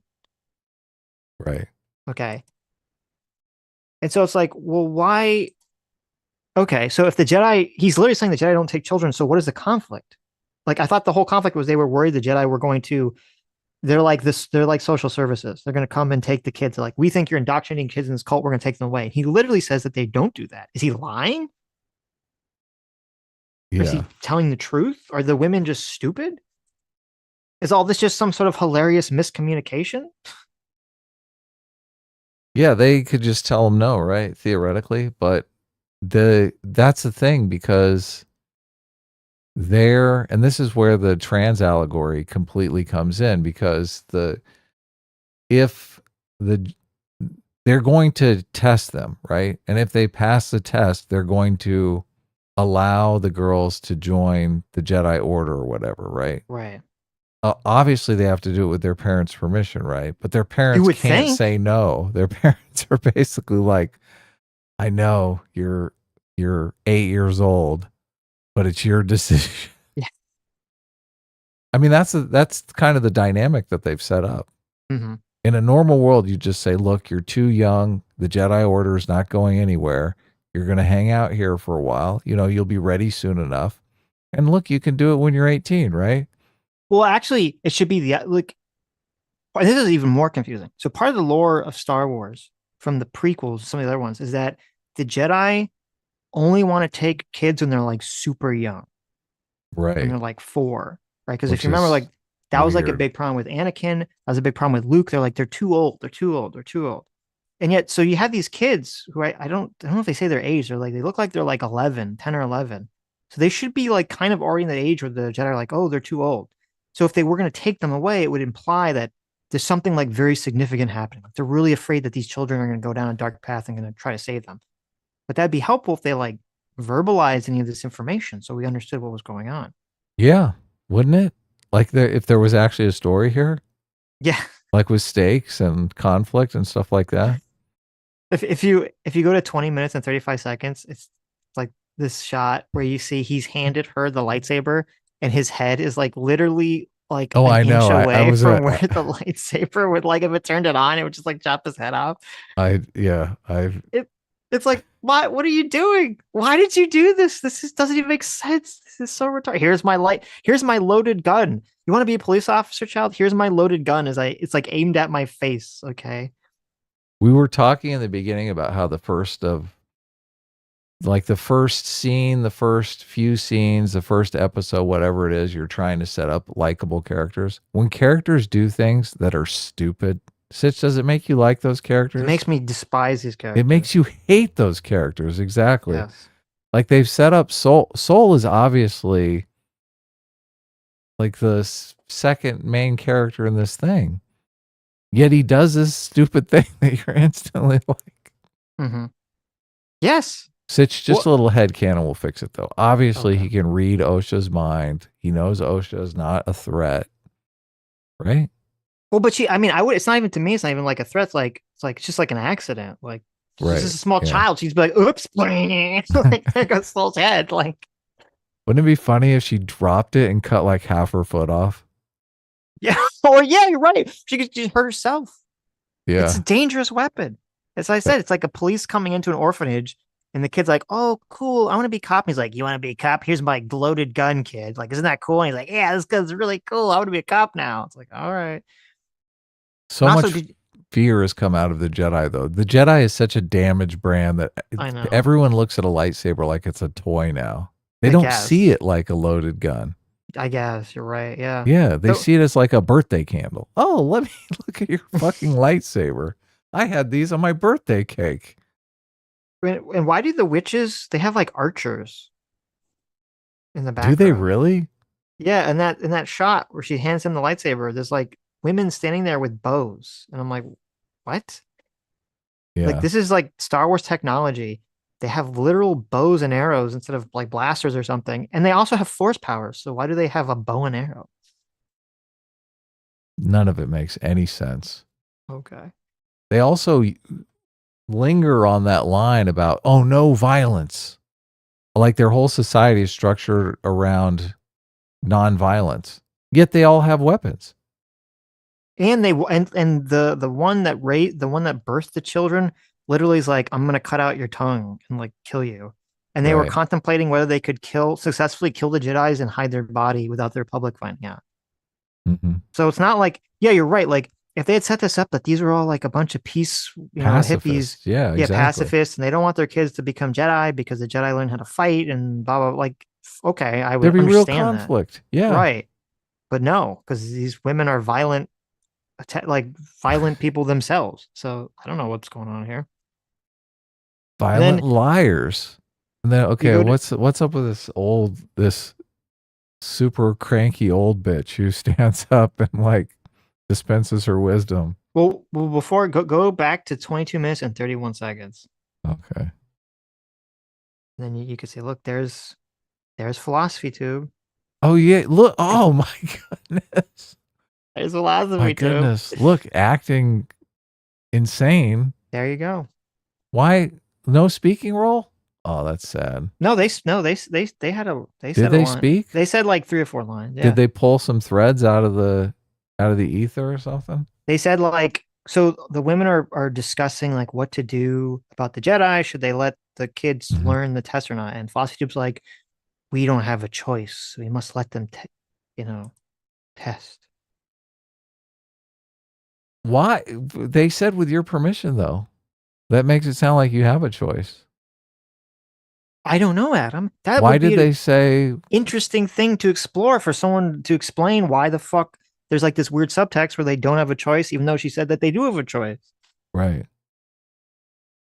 If we deny them, they're gonna put us on a wanted list. If we deny them, they're gonna put us on the no-fly list. Won't be able to vacation. Yeah. They're gonna cut off. They're gonna embargo our supply of pumpkin spice lattes. Like what is going? Like what do they want? Like Oh my what god, are that the would be Jedi so gonna much do? better. Yeah, what are the Jedi supposed? What are they gonna do? So God. then, Oh, we gotta cover a philosophy tube video after this. How great is it? Philosophy tube gets into this piece of like garbage. this dog crap. Yeah. Right. Look, it makes sense. Maybe they were consulting Philosophy Tube on the writing. Like Philosophy Tube's videos are garbage. Yes. Yeah. So This is so then insane. Okay. okay. So then it's like The salty old bitch gets up. It's a pass fail. And I think, Oh my God. Yeah, Must there be like every trope of leftist politics I know. in this in this script, right? Well, and also I We like that. don't want grades. I also like how they have like the old woman who's supposed to be saying something wise says like the most obvious fucking thing on the planet, right? Right, So exactly. they're like, okay, we can't for no reason, which we're not explaining to the audience. They feel compelled to force the girls to take the Jedi Force test, Hmm. and then they're like, well, are we gonna kill them or let them take the test? And then the old lady's like, just have them fail the test, and the Jedi will leave us alone. It's like, okay, well, obviously that's like the most obvious thing. Like, had no one else thought of that? That's like that should be the Look, first thing you think of.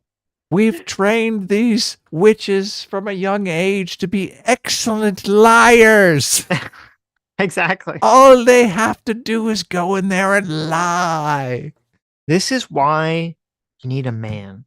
Okay. This Right. lesbian coven needs a man because a man would have immediately been like, let's all calm down. Let's all not be emotional. Okay.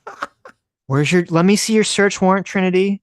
Okay. Show me your search warrant. You don't have jurisdiction. Oh, you don't have a proper search warrant? Well, I'm going to have to ask you to leave my property. Thank you. Oh, look, there's no conflict anymore in the show because a man was there. Right. Yeah. Oh, the test is pass fail. Is it is it really pass fail? Because they always talk about, oh, this person has a lot more powers than the force. That's a good point. Yeah, because and they even do, they even take a midichlorian test from the Get girl. That's another thing. I'm like, oh, this show just doesn't know how to humans. He basically stabs her with a needle and then says, "Oh, don't worry about it. It's just a blood test." I'm like, usually in the medical industry, you have to get permission. Where's the consent? You say that before you stab them. Is that what you're Yeah, saying? you're like, is it okay if I take a blood sample? Right. Right? And this is what the blood sample is for. Right. Yeah. He just like Jedi just smack. Ah, don't worry about it. It's just a blood sample, bitch. Get back.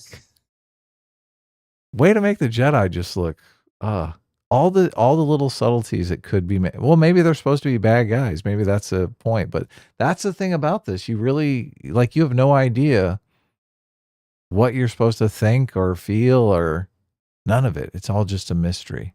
Mm-hmm. It's all a very pathetic mystery box. So if you go to 25 minutes and 45 seconds, so they 20 decide that they're going to let the girls take the test and they're going to instruct the girls to fail the test Mhm. intentionally, right? And Yes. so when They're the going to evil tell May them to sister, lie. right?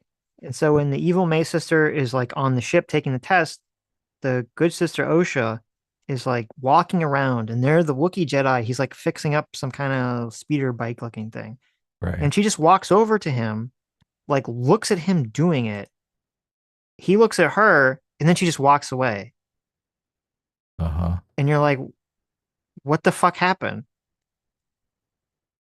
Like what what was that? What is Yeah, this? What does that mean? Like, okay, she's just like, "Hi, Wookie," and he's like, "Whoa," and then she just walks away, and you're like, okay, what the fuck happened there? She's just being friendly to the Wookie. This is supposed to be like, and that on that day, she decided to become a mechanic because she saw a Wookie like fixing a motorbike. Like, what is happening? What does that mean? what's up with the Wookiee with half a shaved head? He's very punk rock. What Okay, is the purpose of that? to make him look cool. It doesn't. I know, it looks It really it's stupid. so stupid. It's so lame. Oh, I hate this show. So, Everything about this show is just lame. mhm. So at Hmm. 26 minutes and 24 seconds, that's when he hits her with the blood test without asking Oh yeah, permission, yeah. right? Here it is. Yeah. He's And like smack blood but test. see, this kind of to me like bothers me too because in the first episode when her, the episode starts with the evil sister May killing Trinity, and then they think that it's Osha.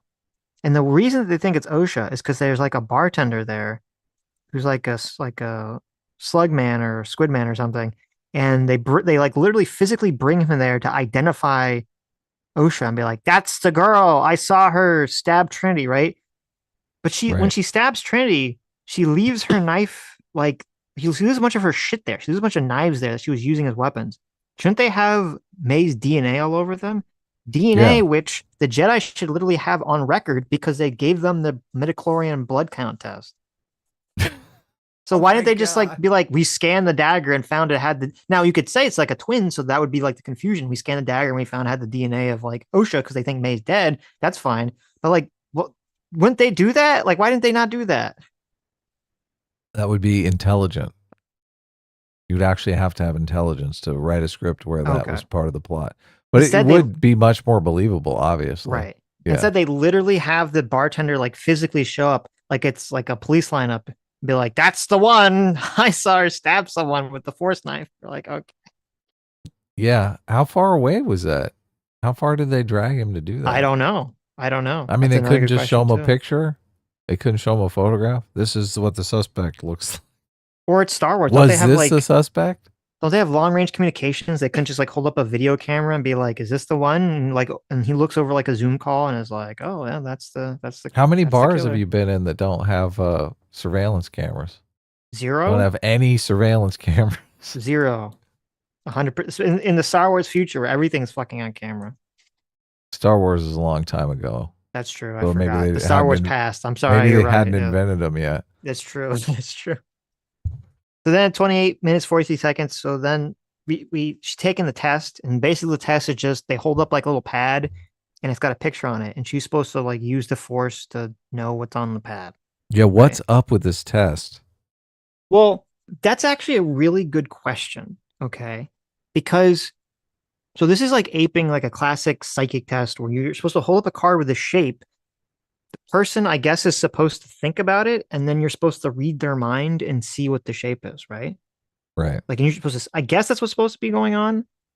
So it's supposed to be like the train is it what's the thing? I don't know if it's supposed to train the Jedi's ability or the young girl's ability to like magically derive the information from the Force, or she's supposed to be reading his mind to get the information. Which yeah, would be nice to know because there are two different powers. But look, Right. they're not thinking about the powers and how they work, No, obviously. no, no. So Osha is like at first she's like intentionally failing the test and she's saying all the wrong things, but she like fucks up because she's an idiot. Because when she's saying the wrong things, he's saying correct, and she's like, "What? It wasn't correct." Oh wait, whoops. Oh, She's I'm like a so fucking idiot. dumb. Oh my Yeah. Oh, so god. dumb. Right. And so then he's like, "Listen, listen, child. Like, you'll like being a Jedi. It's super cool. There's other kids there. You can hang out with all the other kids." And she's like, "Really? I get to hang out with other kids and be a Jedi? I totally want to be a Jedi for no reason." She Right. just decides she wants to be a Jedi. No explanation character wise why she wants to be a Jedi, what's appealing to her, why she would want to leave her entire life and family behind. None of this is established. She just says, "I want to be a Jedi." But I don't even know why would even understand what a Jedi is. And she's lived her whole life in a cult, presumably being indoctrinated by the cult to not want to be a Jedi, to not like the Jedi, if they're on the run from the Jedi, right? You think all these things should be important so that if she changed her mind, you'd have to see some like character reason why she changed her mind about the Jedi. I just think it would be more. There'd be so much more character if she had some sort of existential crisis over the lying bit. But she just goes along with it. She's like, "Yeah, I'm going to lie." She says, "I don't want to lie," but then she just lies. Yeah, it's weird too, yeah, because she says, "I don't want to lie," then she does lie, and then she only tells the truth when he kind of convinces her that being a Jedi is cool. Mhm. And then later she kind of lies because she's like, "Well, I didn't lie because telling the truth is like right." It's like, well, that's not really why she told the truth. Yeah. She told the truth because she wanted to be a Jedi, so she's kind of lying there too. Yeah. Everything is completely morally ambiguous. Yes. There is no morality in this world.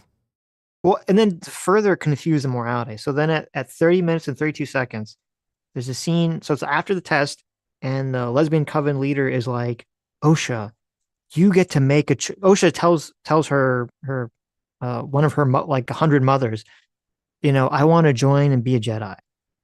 And the coven leader is like, "Well, you get to make the choice, Osha. If you want, you can leave and be a Jedi, right?" So you're Mhm. watching this and you're like, "Well, I thought there was all this conflict about them not wanting them to take the children away."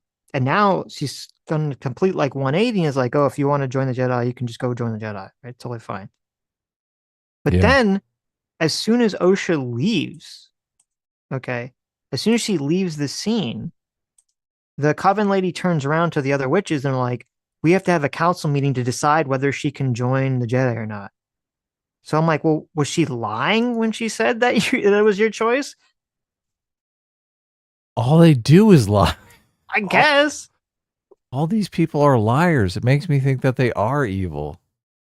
Look, and if that's where they're going, if they're like, okay, this is a cult of liars, and Osha is the only one who at least understands lying is bad, right? Even though she's done it a few times, she's had a Mm-hmm. couple indiscretions. So she is like the good character, but it so doesn't seem like it's going to go in that direction. It seems like they have 5 more episodes. They're going to crap all over the Jedi some more, and the witches we're supposed to be rooting for winning. And Like what they're that's what winning, I have no idea. I don't. Who's the good guy here, right? Who am I supposed to be rooting for? I don't know. Because she's like, Osha, do you want to become a Jedi? She says yes, and then she's like, it's your choice. And Osha says yes, and then immediately she says, I had to consult the witches, but we will consider your wish when we do. Well, that's not my. If you have to consider my wish, that doesn't mean it's my choice, right? It means you consider it. So Right. I wonder if there's going to be some dumb thing where like the main coven mom's going to be like, we should let Osha join the Jedi, and all the other witches are going to be like, no, she has to stay with us. So then maybe the mom like kills them all or something. Like they get into some sort of like fight in order, about like whether they should let her leave or not. And Maybe that's and what's that's going to how they happen, all die, and and that's how they all die. they all end up drinking cyanide laced Kool-Aid Or she right uses before force the Jedi. powers to maybe she uses force powers to kill them all or something. Hmm. There's more mystery box here. There's Okay. more mystery box here. So Okay. May comes in as a little girl Yes. and says, "I'll kill you." Yeah, she says if you leave, you can't leave, and if you do, no, she says you can't leave, and she says I'm leaving. She says you can't leave because I'm going to fucking kill you. Right. Yeah. Why is she why? If I can't have you, no one will have you. Okay, that's something like an insane spurned lover has, not your I sister, know. I right? know. It makes absolutely no sense. Why is her sister gone full on yandere and is like, I'm going to literally murder you rather than let you leave? What is the motivation here? Yeah. What is the codependency? Yeah, why does she need her? Right. We haven't Yeah. seen any scene that shows why she feels she needs her sister to like be there. Like you could, if you wanted to do this, you have some scene where May is like so much better with the Force, and that's what gets her all this like praise and applaud from the adults. But for some reason, she should have to, in her mind, associate her praise with like she needs her sister to be there, and for some reason, right? Like she thinks that she needs her like to, I don't know, she needs to overshadow her sister or something. You need to set up something that like reason for why she would have this strong emotion to have her sister be around. Yeah. If Osha was actually better with the Force and May was like a big bully, making her use the Force to make May look good, but May is really not very good with the Oh, there Force, you go. then you Right. would Yeah. have an Sure. excuse. She'd be like, "Look, as soon as you leave, everyone's going to discover that I'm a fucking idiot. Yes. You have to stay, you bitch." So then it's like super weird. So May locks Osha in this room, and then she lights a fire. Okay. And this Mhm. is really weird. If you go to, let's see, what is the time code?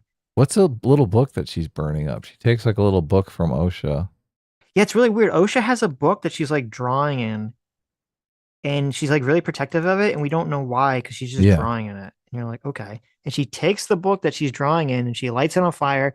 And then she does this really weird thing. If you put it like 33 minutes and 16 seconds, they're in like a cave, and the cave has like a metal Star Wars door. And she take the twin sister, the evil twin sister, lights her little sketchbook on fire and like touches the door. And somehow, even though the walls are made of stone and the door is made of steel, everything instantly catches on fire. Yeah. What is what is catching on fire? The wall is literally stone and the equipment's all steel. Yeah. They shouldn't have used that that Like fire That wooden steel. Like, I don't know. It's like, but why would you decide to set that way? Like, make it like wooden or something that looks like it would catch on fire, Oh or God, make her this do something where she like overloads the computer and it explodes. I don't know. She's like just literally sets it on fire. that bugged me too because she does this thing where she pulls out the like wires and does a smacking of the wires together, and this thing opens up. I've been doing some rewiring in my garage. As soon as Mm-hmm. I saw that, I was like, "Oh my God, why is this in every single movie?" It's like this trope of I'm going to stick these two wires together, and suddenly the Right. door is going to It's gonna open. open a door, right? Yeah, The, if you see it like at 33 minutes and 20 seconds, there's like this weird computer like a mechanical hole in the wall. And that's the thing you're talking about. She yeah, like hacks the wires to open this hole. What the fuck is that hole for? yeah. Is that a trash chute? What is that thing? Well, it's not, because at first I thought, oh, it's like a trash chute. Which, first of all, if it was a trash chute, why would it be locked? Right? You could just open it. Yeah, You know, why would you have to do some hacking to do? But it's not a trash chute because she climbs into it and it's like a giant, it's like a big tunnel. So what is that big tunnel? What is the point of this tunnel? This is like you're a not hole that opens to a tunnel. It's like a secret entrance passageway behind the other rooms. you're not supposed to think about it. It's not like it made me think like, okay, like in Star Trek, if you've ever watched Star Trek, they have there's like the normal rooms, but then like underneath all the rooms are these crawl spaces where all like the technology exists. And Yeah, so whenever they need to yeah. The fix plumbing. something, right, yeah. So whenever they need to fix something, they go to like the Jeffries tubes and they open up and they crawl through these like corridors and they have to like fix all the wiring and shit. But like but there's nothing there. It's not like if she walked in there's all these panels and you'd be like, oh, maybe it's like the mechanical guts of like the cave or the house. But no, it's just like a tunnel to a cave. Like, why is there just a secret escape hatch in the room for no reason? In the case of a fire, we have a secret escape route or something. And she looks up. It seems like she hears everyone up there like dying or something. She hears everyone up there die. Yes, But there's and then no like blaze or anything. well, then it's even more confusing because then if you see like she's walking in this tunnel and she walks out and it's like there's this giant like reactor. Okay, at 34 minutes and 25 seconds, there's this giant reactor underneath this like cave, like in the middle of this cave, and somehow even though her sister started a fire in like that on the room like 10 seconds ago, somehow the entire temple is on fire and this reactor explodes. Why is Yeah. it? How did the reactor explode? Why did the reactor explode? None of it makes any sense. So here's the question. Is it going to be so stupid that it's just like she set the fire and the fire just grew out of control instantly in Star Wars and it just blew up an entire building? Or is it going to be like, oh, it wasn't really the fire. The Jedi or the witches did something else and she's innocent and the fire was just a coincidence and they did something to sabotage to make the base blow up. Yeah, it's the Jedi did 9/11. That's where we're going. That's where Fire we're can't going with melt this thing. steel beams. The Jedi did Exactly. 9/11. That's exactly where we're going with this thing. God, this Okay. is like actually just talking to you kind of makes me excited for the next 5 episodes because this thing is such a trash. This thing, this thing makes She-Hulk look like good writing. It's incredible. Yes. Well, okay. Let's not go that far. Let's tone it back a little bit. All right. Well, Let's bring it back to reality a little bit. All right. I mean, She-Hulk was at least comprehensible. What is Um, happening here? right. It's true. So then the two little twins, they kind of like walk up on like the walkway, like it's separated. Right. And so Osha's like, where's mom? And then May's like, mom's dead. And then okay, so this is how I know that this is where like the trick is gonna be. Because Mama's Osha dead. says, because Osha says, what have you done? And then May replies by saying, what have you done? Right. So that means that it wasn't the fire she started that caused all this chaos. Because then if that was what happened, she would know, right? But she's saying, what have you done? So she thinks that somehow OSHA did something to make everything explode, right? Okay. Right. But then the bridge like falls, May falls, Osha falls, Soul, and I don't know, this kind of annoyed me too. So Soul like runs over and he physically grabs Osha, Right. okay, and holds her. No But reason to use the force now, right? I well, mean, that's what I was wondering because they literally had in the first episode, like yeah, she fell off a Osha's cliff like a big dumbass. yeah, Osha falls off a cliff for no reason, and then Soul uses the Force to just grab her. Why didn't he use the Force? I mean, I guess it's because this was 16. I mean, this was 16 years ago. Was he like too Force incompetent? He didn't know how to grab people with the Force 16 years ago, but now as an adult, he does.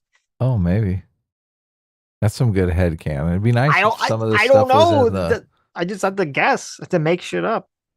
be nice if some of this stuff was actually in the script, right? Yeah, it would be nice. So then they kind of run through, and as you know, we talked about all the women are somehow dead for some reason, which we don't know yet, which will be some stupid reveal later. It wasn't really the fire. There was some kind of conflict between the lesbians about whether to let them go or not, which we don't really know because we don't really know what going or staying meant for any reason.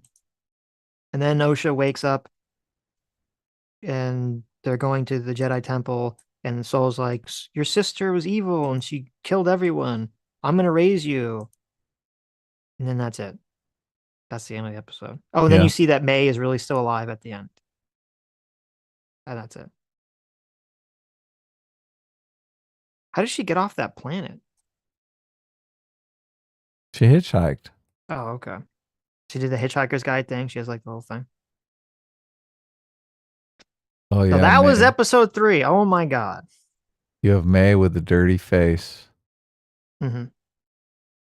Everyone left me. Yeah, Terrible. why does May just assume that Osha's dead? Well, that's what's weird. Yeah. So why would she think Osha was dead? Well, she shouldn't know what happened because she fell into the pit first, Yeah. and then presume who knows how she survived or whatever happened to her. And as you're right, she didn't see. It's not like her sister fell in the pit too. So she just why would she assume that she died? Yeah. Just dumb. Okay. Totally dumb. All right. The internet's collectively bashing this thing, which I kind of love. Dr. Lewis says Soul's introduced as an associate of Indara and not a Padawan, meaning he's already a Jedi Master. Well, if that's the case, it makes it even worse. Why didn't he use the Force to save her? Hmm. Solid for $5 says at least when the show has a beautiful woman, they don't fugly her up and dress her in a burlap sack, unlike someone we know. Who are you referencing? I'm not sure. I don't follow. Christian Baller for $5 says, Adam, there's this new phrase all the kids are using that I think you would like. It's quote, streets ahead. Definitely should start using it all the time. Streets ahead, huh? Okay. Yeah. You don't want to be streets behind Adam. Got to be streets ahead. Okay. JMac, our surrogate father, thanks so much, Daddy JMac, for the $40. Says, what are your chosen names for the body positivity Jedi? My favorite is from a real BBC chatter who said Obi-Wan Cannoli. Oh, that's pretty good. Yeah, in the second episode, there's like a really fat Jedi. Well, actually, you know what? I'm curious if that was the kid from Game of Thrones. He looked kind of like him? You know, the fat kid from Game of Thrones. I'm wondering if it's the Yeah. same kid. Was it Sam Elliott? No, no, no, no, not Tarly. The fat kid um with what's her name? The little girl, Arya. His name was like Hodge Pie or something. Okay. You know what I'm talking about? No, I'm No. talking about. What was the fat kid's name? Let me see. I'm very curious about this. I'm looking at the IMDb page. I don't see any fat kids in the cast. This is Oh, big at wow. He IMDb. didn't even get a IMDb page out of I this. know, terrible. Read some Oh, wait, super here he is. chats. Who cares? Ed Keir. Wait, I found him. He Oh, wait. This is is. not in Game of Thrones. Okay. He was in the Batman. What the fuck? He was a cop in the Batman? That's weird. Oh, he was the fat cop. I don't remember there being a fat cop in He was the Batman. donut cop. Oh, okay. Interesting. You don't remember the donut cop? I don't remember. Hot pie. Thank you, chat. Hot pie. It's not hot pie. It looks kind of like hot pie, but it's not him. Mace Wendy's. Fadawan. Fadawan Kenobi. That's a These pretty are good one. great. These are good. Qui-Gon Jinn is his nemesis. Oh my. Meat pie. Yes. These are good names. Oh, Sulfur Joe says Rose Tico. Oh, right, right, right. Is Rose Tico the actress actually hot? Because she did not look hot in Star Wars. I don't think I've seen her in anything else. Rose Tico, there are plenty of photos of her looking very hot on the internet. Yeah. Really? Wow, okay. I think, look, I swear I brought some up on the show. Yeah. Maybe. And JMac for another $20 says lightsabers through the torso or being tossed in the Death Star reactor equal not dead. Little baby dagger in the tit equals dead. Yeah. Yes, yes. Sidge and I kind of argued a little over that. And Sidge was saying, look, you could kill someone with a small knife like that. It just aesthetically, it just makes the Jedi look super weak and super soy. Like, Mm-hmm. and it also makes the character who's supposed to be like a big badass antagonist look super soy, right? You're right in terms You of want like to the visual aesthetic. you want to That's see her pull out a rocket launcher and hit her like right in the forehead with that rocket power grenade. That's what you want to see, right? Then you're uh-huh. going, "Oh my god, this woman's a badass." And you're like, "Oh, what Jedi would survive that?" You'd be like, "Okay, Right. well, the Jedi, how could they do anything about that, right?" Mm-hmm. Yeah. Well, I said my issue isn't necessarily that she died by getting like presumably the dagger hit her in her heart. So it doesn't really like Mhm. bother me that she died from a dagger getting hit like in your heart. Like that's gonna kill you. You're gonna bleed out very quickly. What bothers me is that the way in which she gets a dagger into her heart is so lame. She's Yeah. like, I'm gonna throw a dagger at a bartender and at you at this. I'm gonna throw a dagger at a bartender first. You're gonna use the fourth power to stop it, and then I'm gonna throw a dagger at you, and then you're gonna die. And it's like, well, wait a minute. Like the Jedi can literally see the future. That's how their super fast reflexes work. She should be able to see and predict that movement. So for this show, if this show's about her taking out Jedi, it should be about them using like a series of elaborate techniques or traps to kind of overwhelm the Jedi to take out their senses. So, like for example, if May had gone to that bar before and she had set up like some crazy trap so that it like tries to shoot like 20 different things at Trinity from like 20 different angles, and she has to like 20 different people, and she has to like use force to like stop all the different ones, and then like the last one gets through, you'd be like, okay, like that's fine, right? That'd be kind of cool. But it's not. It's just like this Yeah, lazy, like I just throw a dagger at one guy and then at you.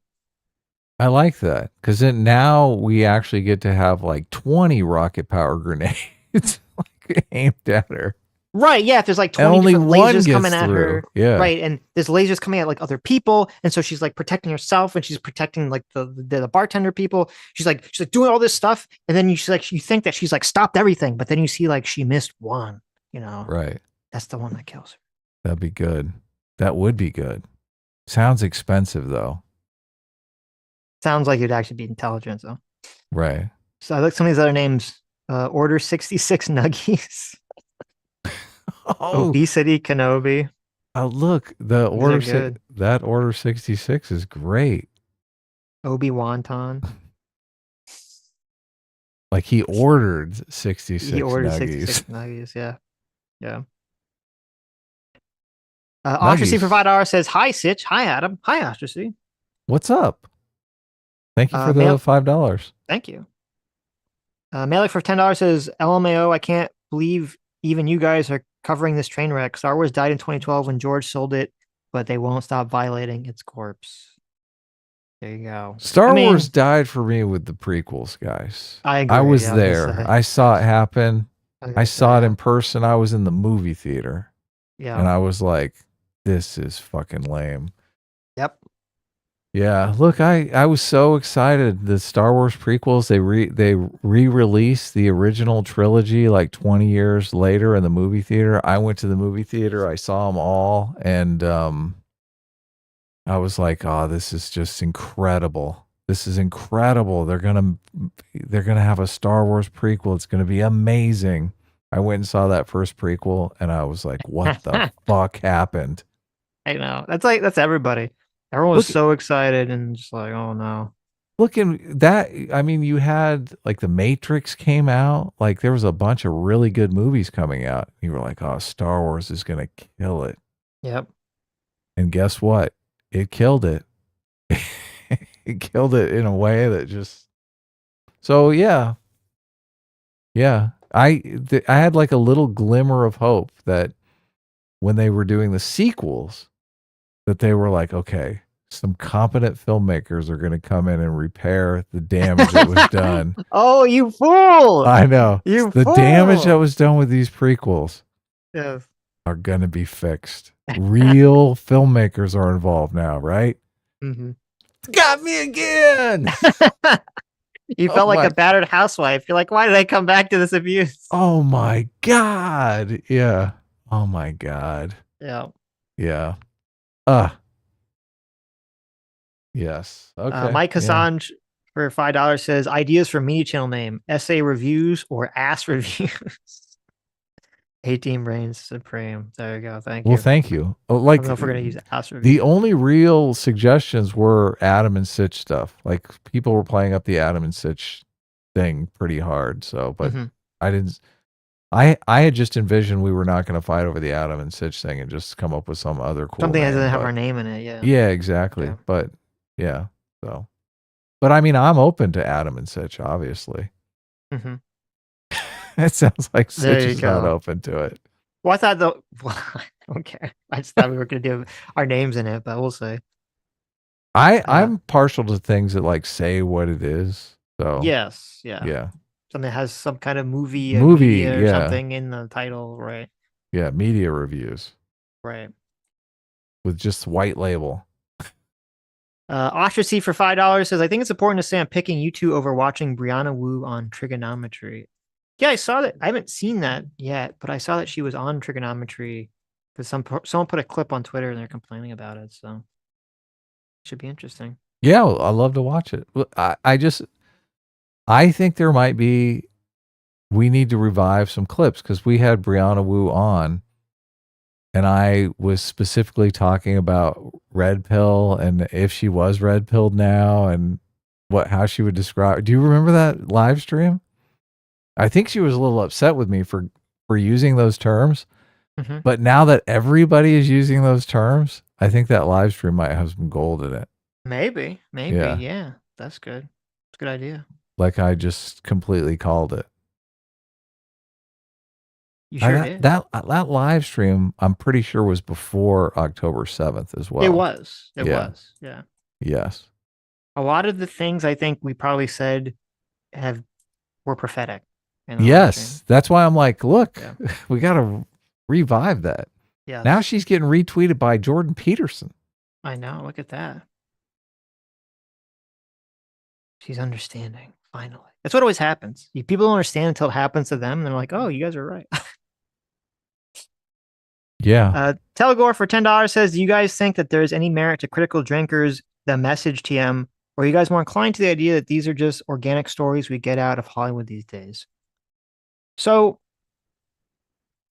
I think it is true-ish. I think it's definitely true. You know, I definitely think that a lot of producers in Hollywood have this idea that, you know, we need to have diversity in everything, needs to be shoved into everything. Well, I don't know if it's like I don't know if exactly the producers are the ones shoving the message or they're just like, we need to shove in diversity. We need to find like kind of like woke people. And then the woke people who they get to hire that they hire to write all this crap, they're the ones that kind of shove the message in everything. Like where do you think this is kind of like what level of production do you think this is coming from? Straight from the top. Bob Iger is completely explicit about it in his Hmm. book, The Ride of a Lifetime. If you read that book, he talks very much about progressive politics and wanting the Disney franchise to reflect progressive politics. That So he okay, so believes he's like the CEO these of Disney are was like, put this in the movies. well, he thinks look, he thinks Disney is in charge of the morality stories of our time and that Okay. that needs to be front and center. Hmm. So, but they're obviously I just that I don't I'm not sure they understand morality. I mean, they have a super warped sense of morality. Well, okay, so there you go. So then it would be completely top down, coming straight from the CEO. At least at the time when Bob Iger was in charge. He's not in charge anymore, right? He's someone else. No, I believe he is back in Oh, charge. I I was think right. He left and so. then came back. Another Bob came in, Yeah. and it was well, I think it was Bob Chapek came in, and it was a Yeah. fucking disaster. They Right. lost a bunch of money, and now Bob Iger's like, "Oh, I got to go back. I got to whip us back into shape." Yeah, but he kind of put out a message where he was like, "You've been too concerned about politics." Yeah, look, So I maybe don't know. Maybe he's like realized he's fucked up. yeah, maybe he's real. Maybe he's coming to the realization that the people that he's hired, they don't know what's what. I just the whole idea. I'm not opposed to social justice messaging. Like the idea, I believe that racism is bad and sexism is Well, what? Yeah, bad, and but depends what is defined as social justice, right? yeah, obviously. But so many of these people, it just the they have a different perspective on it. It's like the prejudice plus power thing. It's white people are oppressing black people, and we need to that needs to be the message. Well, Just I this is think fundamentally untrue at this point. of course. And I think we had two different factors happen at the same time that kind of ruined Disney, which is that number one, you did have like this like woke like ultra progressive politics come in to being. And if you have Bob Iger or whoever, you know, kind of put down this like top down mandate that this needs to be the way it is, obviously it's gonna have a massive impact. But then I think you also had a big problem, which was that Frozen was super popular. Frozen made Disney like a jillion dollars in not just the movie sales, but in like all the merchandise sales, which I think is where Disney actually makes a lot more money.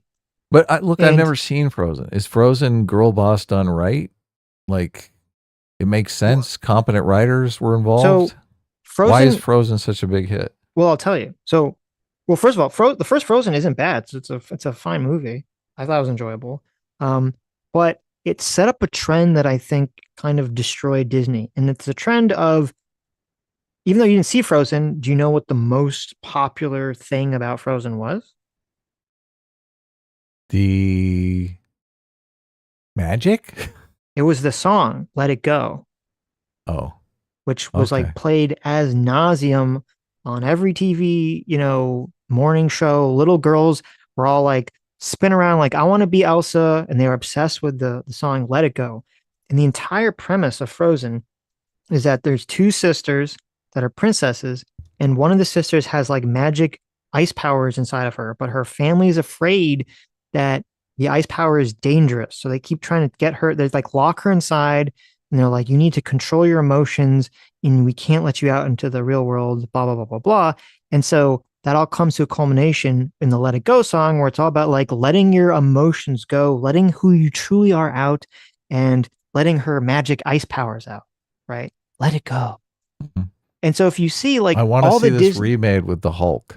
well, there you go. So all the Disney properties after that, especially when it comes to female protagonists, it's not about them like learning to become better or stronger or going on a journey. Captain Marvel, Mulan are the perfect examples of this. It's about them already having the innate power inside. Some external force is trying to prevent them from letting it go. And at the end of the movie, they have to let it go and have their true power released. And therefore, that's how they like solve the conflict of the movie. And so, because Frozen was so successful and because Let It Go was such a successful song, that's why they've just tried to basically reinvent this Elsa thing in like every Star Wars product, or I mean, sorry, every Disney product afterwards. Wow. So, Hmm. So that's the underlying theme of all of these movies is yep, just let it go. yeah. But that is the underlying ideology of like um progressivism or Yes, you're even perfect the way you are. the authenticity identity, right? Right. So we Who had you this are comes from within. exactly. So we had this perfect storm of like the sort of ultra progressive ideology coming on the heels of when Disney had this super successful product that had a message that could align with that woke progressive ideology. Yeah. Uh, JMac, or so your father $10 says, why not have the chant in Ancient Sith and shoot the scene like a horror film? Would have at least made the presentation way better. I cringe more at that scene than I did at Scott's taunts. Yeah, I mean, that's actually a that's a good Yeah. fix, is like have them speak in a different language or something to that effect. Um, and I think it's because the writers are not really clear whether they want to make the witches good or bad. Because if you did that, like what you're saying, it would look cooler, but then they'd be clearly like the bad people. So Yeah, they're kind of playing. I think they're going to play this. I don't think anything is going to be more clear than it is now, and it's not clear. I right. don't think any clarity is going to come to this. I think they're going to backpedal to, oh, this is nuanced. The world is nuanced. This is Yes. art reflecting the nuance of the real world. I'm like, Mm-hmm. I mean, a lot of people want escapist media because the real world is too complicated. It's like Right. we've got unthinkable options and let's escape into something that's got, clear good guys and bad guys. Mm-hmm. True. Gene the Yeah. Angry Penguin for 20 months says their idea of a mystery is a puzzle in which they stole a third of the pieces. Can't wait till they give us the pieces, well, the ones they didn't eat. Yeah, I mean, and I agree with you, Adam. I don't think they're going to like. There's going to be a lot of stuff at the end of this that just doesn't make sense whatsoever. So, Sir Hostess of the Liver for 200 Kazarks says, Sitch, proper distance between the eyes is indeed one eye width. To see what it would be like if it was less, look up the Czech singer Natty Horchova. Look at that. Someone coming Okay, in for there you actual go. artists. The proper eye width. All right. So, It's funny to me that you're like so contesting that. it just seems like it's too far. You take a figure drawing class Okay. sometime. It's like one of the first things they teach you. Okay. But I'll look up that lady I think you action. should draw your eyes closer together. Okay. I think that's the aesthetic you're looking There you for. go. Massive Dingo for 19 months says it's a massive Dune ripoff. Bene Gesserit manipulates birth lines to make Paul. Hmm. You are correct. I didn't think about that because that's like a big plot line in Dune, that he's like the chosen one that the women have been trying to genetically engineer for so long. That is interesting. That comes off just on the heels of Dune. Yeah, you could be right. Boba Well, Peck we for need 22 to months. know though that these are the chosen ones. That's I mean if that would actually add some stakes with the Jedi taking them away. Like why not just Right. say that? Why not say, look, these we've worked very hard to these are the ones that are going to deliver us from this wretched planet. Just add some Well, stakes, whatever they you're are. you're completely correct. And because like they have this whole thing where like they were created by the Force, which should be like this crazy thing. And like they should have said like when they said that or when the Jedi found that out, like that's why they were interested, right? Yeah. Or maybe that's why they were interested in the first place. So you created children of the Force. This is like not allowed or this is scary. Like explain why that's a big deal and what that would mean and why the Jedi were afraid of that. And maybe that's why they want the children. Have some kind of conflict between the two groups that we understand. These writers are literally inept. Like Yes. I have no idea what this story is about. Like there's so many ways that you could write this so it was 1,000 times more cool. Like Right. they could be a literal cult that the Jedi are investigating, abducting children that have force powers so that they can use them for some nefarious plot, right? Mm-hmm. We're 3 episodes in, nothing has fucking happened. True. What is this about? Boba Peck for 22 months. Thanks so much. Says I found it funny that in episode 3 they portrayed the Jedi as bad for asking the kids about what they want and ignoring parental rights. And they're saying the one who put the baby in the other has final say over the kids too. A little bit of odd messaging for modern audiences. Yeah, that's true. That I there's a whole whatever the fuck the message of this show is. It's so confused because I don't think they don't know what. Like this is why I said part of I think what's important when you're telling a story is you understand like what the fuck's the point of the story. Yeah, What's the point of the story? What's the theme of the story? What's the message of the story? Is there a message? Is there a point? Is it just a straight action film? Is there some broader message? And you kind of have to like work off of a framework of something. And this is just I don't think they know. I think they I have don't no think they. fucking clue what they're doing. I think yeah. That's why I think it's just incompetence. It's literal incompetence. Look, Yeah. if somebody comes to you and says, "Wasn't this woman like a documentary filmmaker or something?" Like if No. somebody comes to you and says, "Has she made other stuff?" She has, but it was like I looked it up. It was like uh like rom-coms or something. Oh, really? Or like I'll look it up. Like if somebody says to you, if somebody comes to you and says, "Listen, I want you to direct a Star Wars series," you don't say no. Like, of course you say yes. I'll do it, right? This is why you don't ask idiots to fucking write and direct your Star Wars show. So I like on IMDb it says The Acolyte is a mystery thriller about a Jedi and her former Padawan investigating crimes. Is that what that feels Dude, like? all those shows begin in the very beginning of the show, them showing the fucking crime. Like we know what the crime is. Someone gets raped, someone gets murdered, Right. right? Someone gets robbed. Hmm. Two cops get shot. Right. Like we know what the stakes are. And then it's like either like a who did it or how do you catch the person that's doing it, right? Yeah, exactly. Yeah. What is the crime here? The crime is we don't the crime is they're The crime killing is that this some got made. I mean, yeah, that's true. So apparently this is from IMDb. It says the showrunner for this is based off of a fan fiction she wrote as a child. You're kidding me. I'm not kidding. That's what she said. That is, oh, why? Why?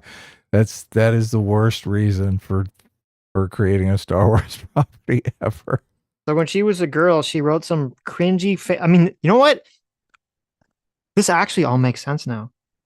This makes perfect sense.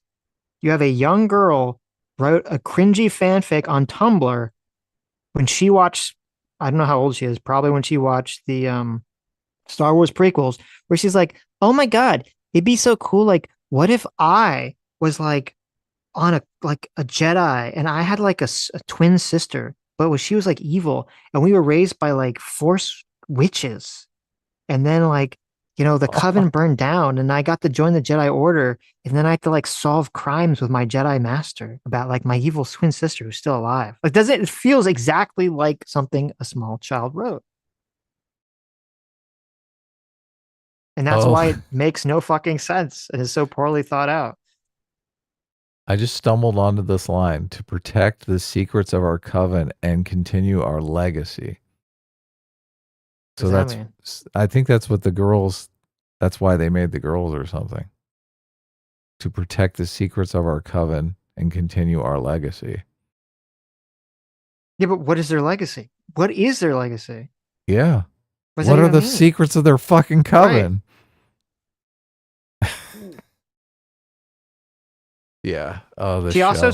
She said that during COVID she did tabletop RPGs and that some of the characters from the tabletop RPGs may be in this TV show now. Oh, great. So, oh no, she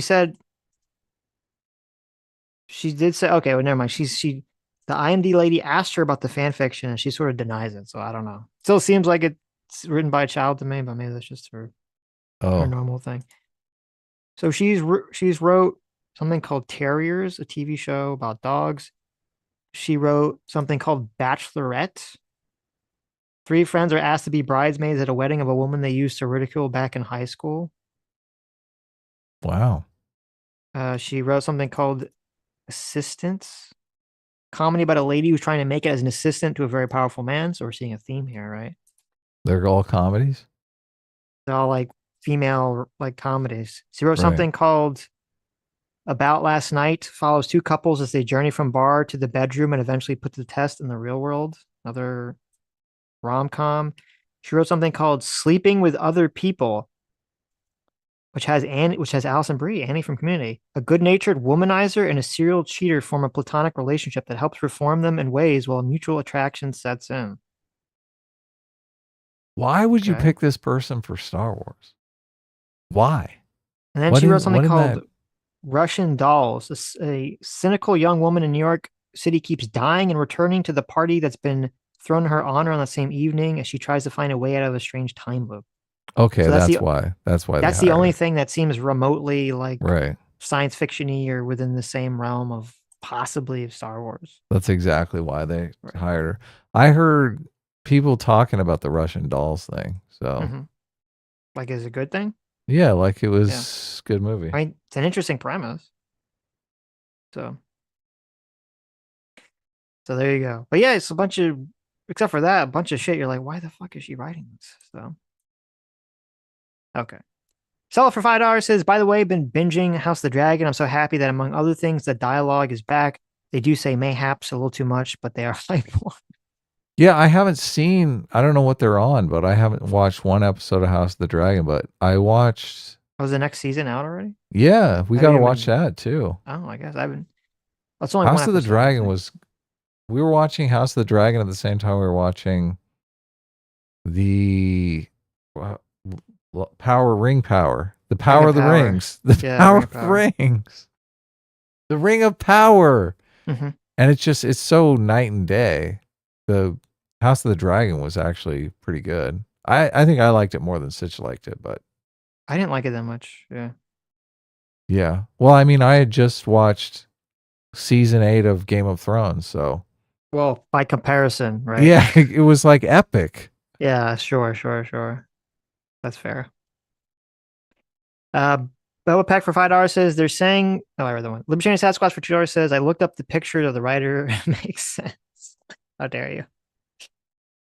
Oh. Clockwork for $5 says you meow and not have realized it was him, but I think my cat deserves to be an emoji for giving you hey meow. Also like the stream right meow.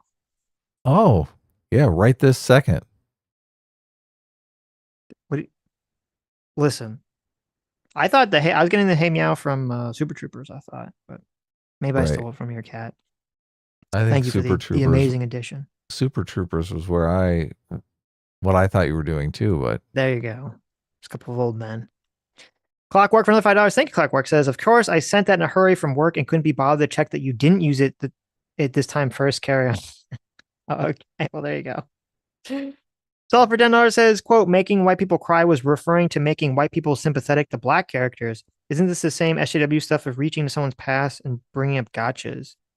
Is that Was that the context? I felt like the context was making them complain, but I don't know. I'd have to go back and watch the whole. I only watched like the last 20 seconds. I have to go watch the whole interview with Trevor Noah. But it seemed like he was saying like why people were complaining about the show, but I don't remember what the show was about. So I hate that there's this giant lie because this clip everyone thinks is about this show.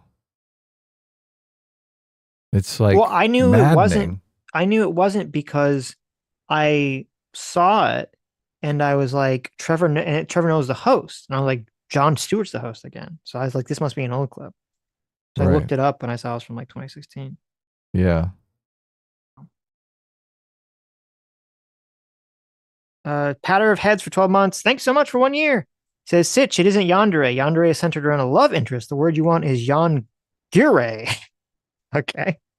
Very similar without the romantic motivations. Well, there you go. Thank you. Yangire.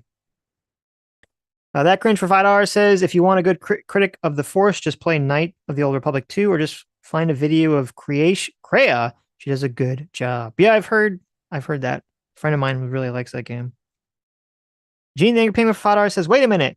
This is just the parent trap. The twins swapped places and are working to get the light and dark side divorced parents back together. Now that'd be funny. The Real Haltson for $5 says they're lesbians. Of course they died of asphyxiation. Oh my god, that's the best joke ever. Terrible. Terrible.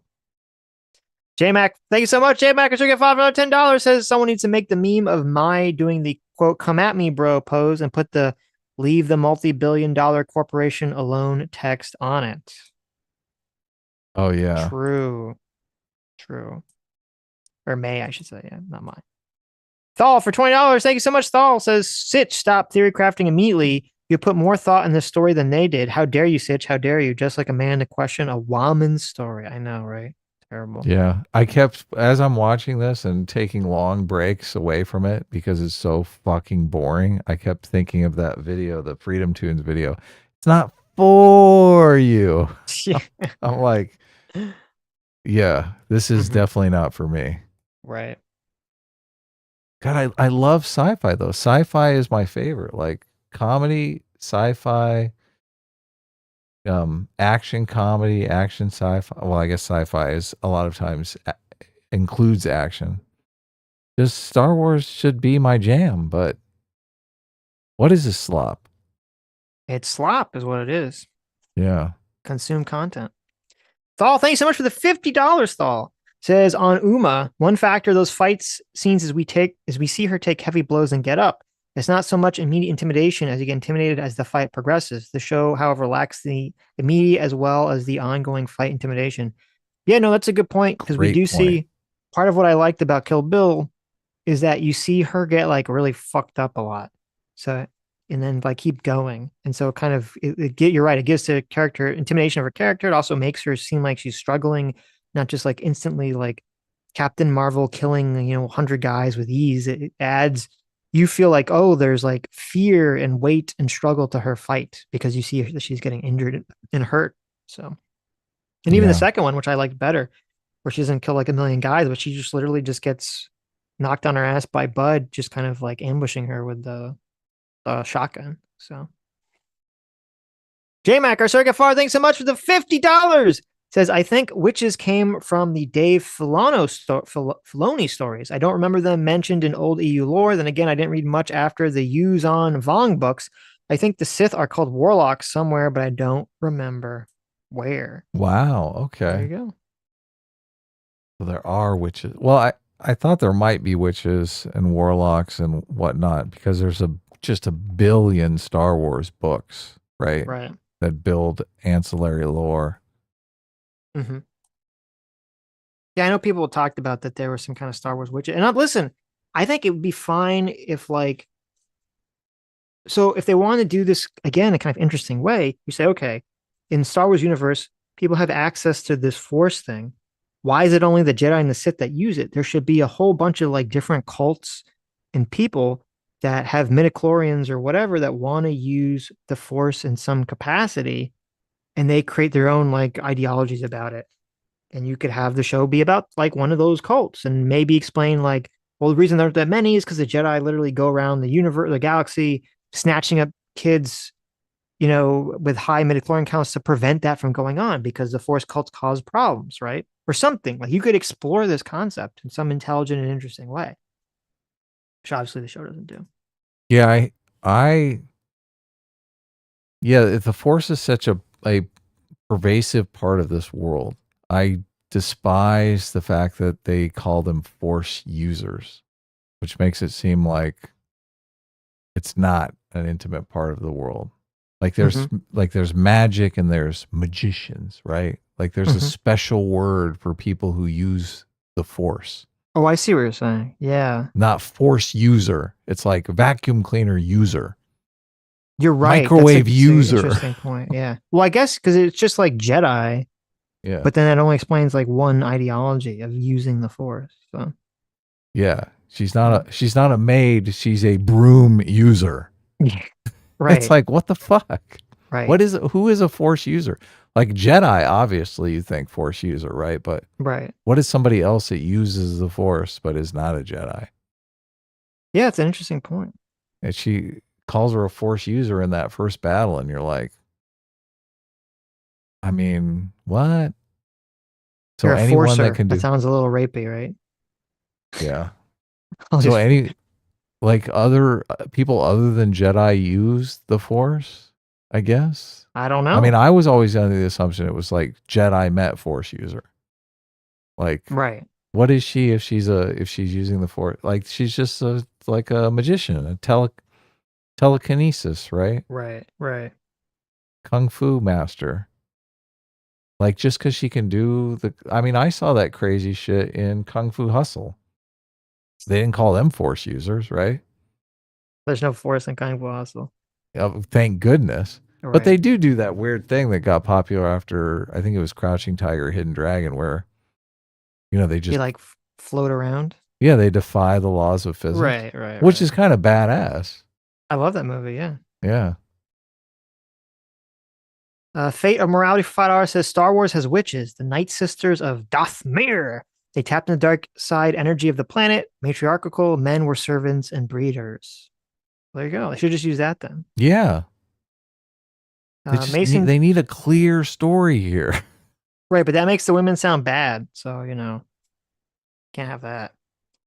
Mason It Jordan for 8 months says these writers probably think cops are so incompetent in real life that they go around handing children their guns. As uh, class is the best class. A they team is okay. they probably do. Yeah. Well, but I don't. But him handing her lightsaber is supposed to be like a good thing, so that's why it's further confusing as to what's happening in the scene. Hmm. Oh, thing did the skip a thing. My browser is lagging. Okay, hold on a sec. That's okay. You just take your time. Gorosaur for $5 says, "You guys settle on a media channel name. I don't know what it means, but Parallax Media would be a cool name. I think. See, look, no one's giving us serious suggestions. Everyone's I just giving know us jokes, which is that's a look, good that's joke though, great. but Parallax Media. yeah, Like I said, I'm more fond of things that actually give you information about the channel. Parallax Media sounds like it should be an astronomy channel. yes, that's true. The Butter Handle for $5 says, if you ever feel sad about Star Wars, just watch Keen O Loy's speech and be grateful good things exist too. Well, I don't know what that is, but I'll check it out. Yeah. Is that a Star Wars speech? I'm guessing. Reddit Sex Defender, geez, for two Oh, CHF says wait a second. That's a good one. sounds quote movie wreckers for your new channel good. Movie wreckers, is that a good one? Movie Wreckers does sound good. Oh, Doctor Diller suggested movie malpractice. That's good too. That's good. Yeah, Movie Wreckers has more like a blue collar vibe to it, though. it does. Yeah, Yeah, I like them both. Free Will Media, that's funny. Okay. Perfect film awareness. that's pretty good. Yeah, that's pretty good. Write these down, Adam. Dollar like PFA. always for $5 says hot take. Star Wars has always been a stupid story held together with pew pew lightsaber explosions, and Disney is failing at trying to save it. I mean, I don't agree. I think the originals were good. Obviously, like Return of the Jedi had some rough spots, but yeah, I mean, they're simple stories. Like the original was a simple story. There's an evil empire, has to be defeated by the Flash Gordon space hero. There's a little bit of magic in it called the Force, but it was so good. And having the whole thing with Luke and his father being Darth Vader, that was enough to add depth and interest to keep the story alive, I think, for generations. So I don't think it's fair to say it was a stupid story. I think it was a simple story. Hoboxy for €5 says in the worst timeline, people will look back at the Acolyte and praise it for its coherent writing. Oh, that is the worst timeline. Red Toe for Oof. $2 says, I just got here. Can you guys start over? No. You That can Grinch just for back up $2 the says, thing. Sitch, look up HK-47, How to Kill a Jedi. That's cool. It's like a droid designed to assassinate a Jedi. Interesting.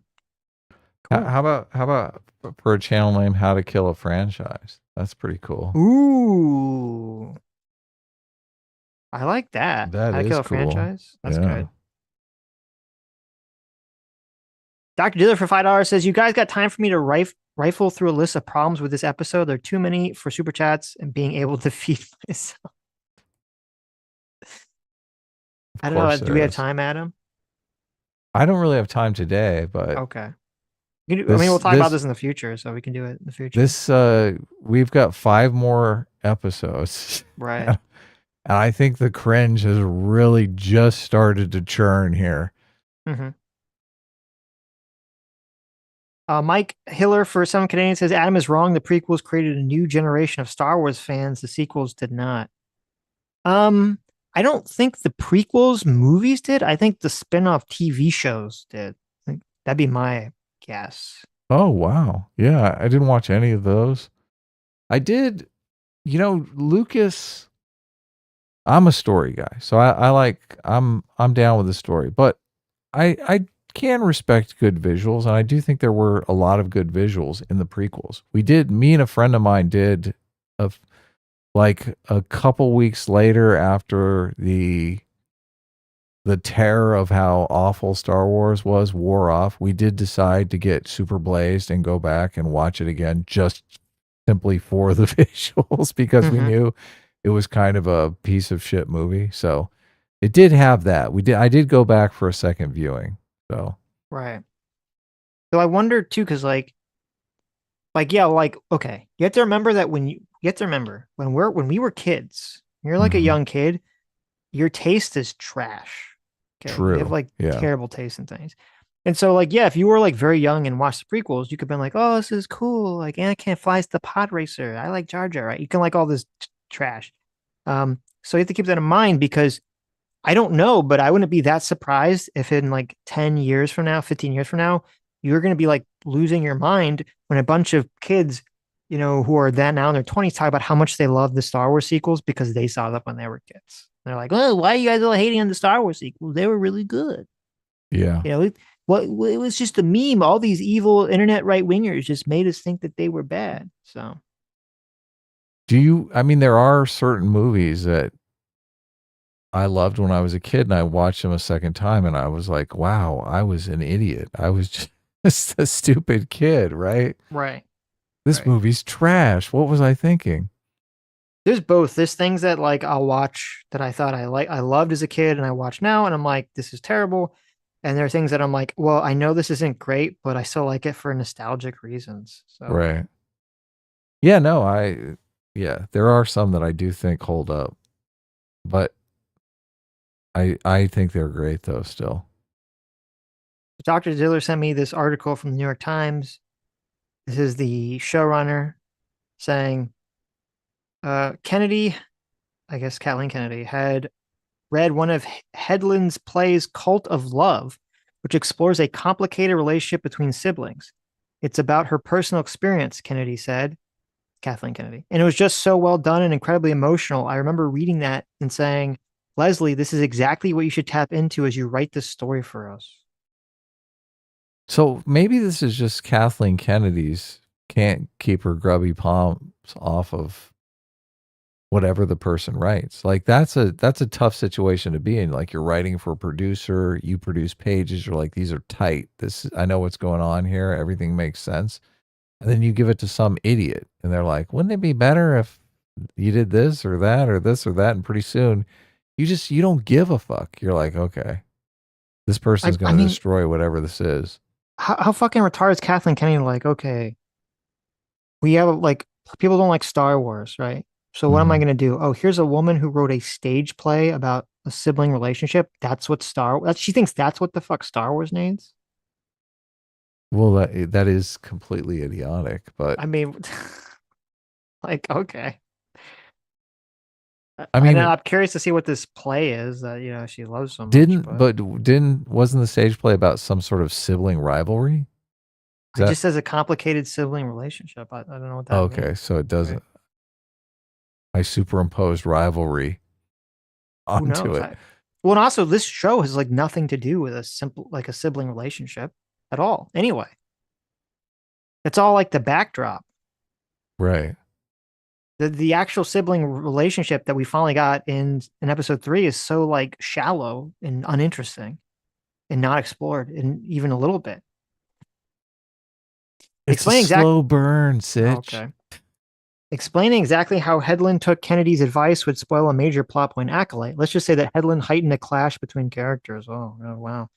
I have a very strained relationship with my younger sister, and I feel like one of the reasons it is strained is that we both see each other as the bad guy Headland said, and if I was going to tell a story about bad guys, it seemed to me that the place to start should be a familiar relationship where one person is admittedly convinced of her correctness and the other person is adamantly convinced of her correctness. So, because she has some retarded relationship with her sister, that's what she wrote this Star Wars is about.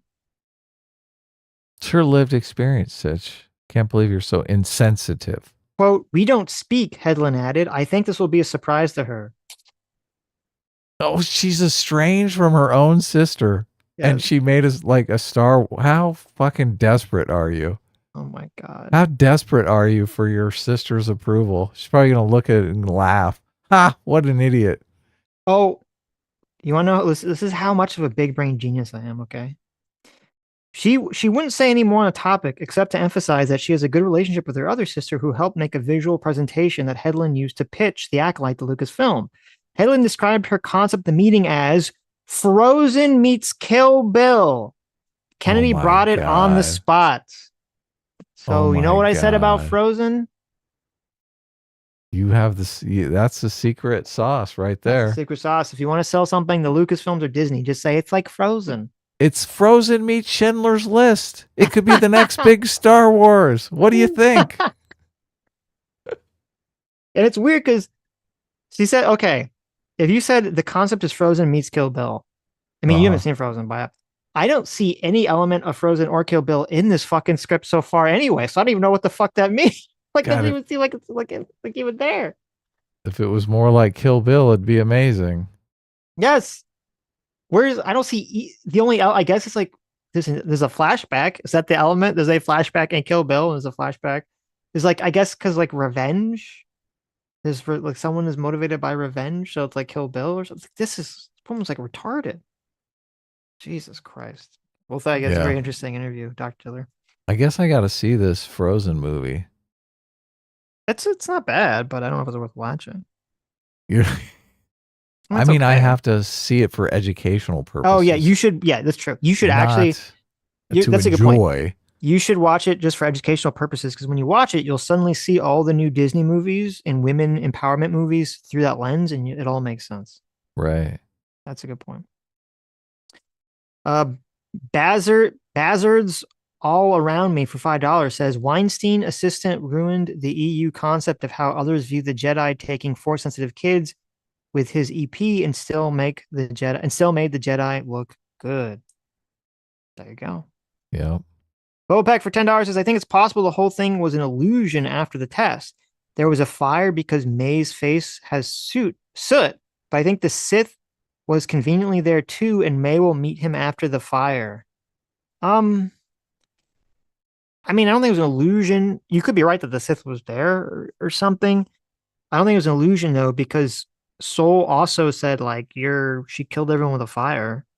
So I mean, I would assume the Jedi Master would be able to see through some kind of like Sith Force vision or something, but there's going to be Hmm. some dumb ass bull like that.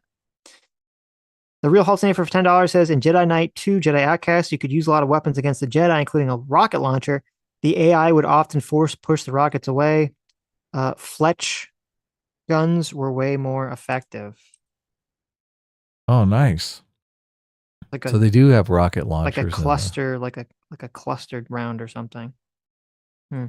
Yeah, it could be so much cooler. Killing her with that tiny dagger is just Right. lame. Lame. This is Uh, where I Sitch and I argue for an hour about some sort of fancy like swinging for the fences fight exchange. I always want, I want to swing for the fences.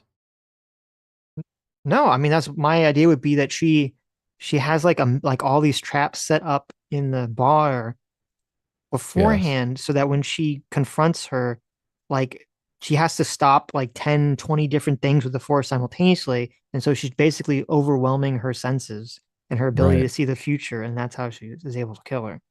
Right. Yeah. So that would be like definitely like a very like over the top like action sequence. But, I love over the top action sequence intros. I think I got hooked on them with Saving Private Ryan because that intro scene is just so gut wrenching. mm-hmm. But every time I put one in a script, like I constantly get the note, like, where is this going to go? Like, this is a climax. Like, how can you beat this? This is like you've got. How can you top this at the end of the movie? Right. Right. Well, that's a good question. It is a good note. Yeah. Right. So I always think in terms of like, okay, I'm gonna write the craziest fucking action scene I can, and then I'm gonna write one that's just a hair less intense. But I do want them to compete with one another. Hmm. It is a tough problem, right? It Because is. you do want to, if you swing for the fences in the beginning of the movie, you really do capture people's attention.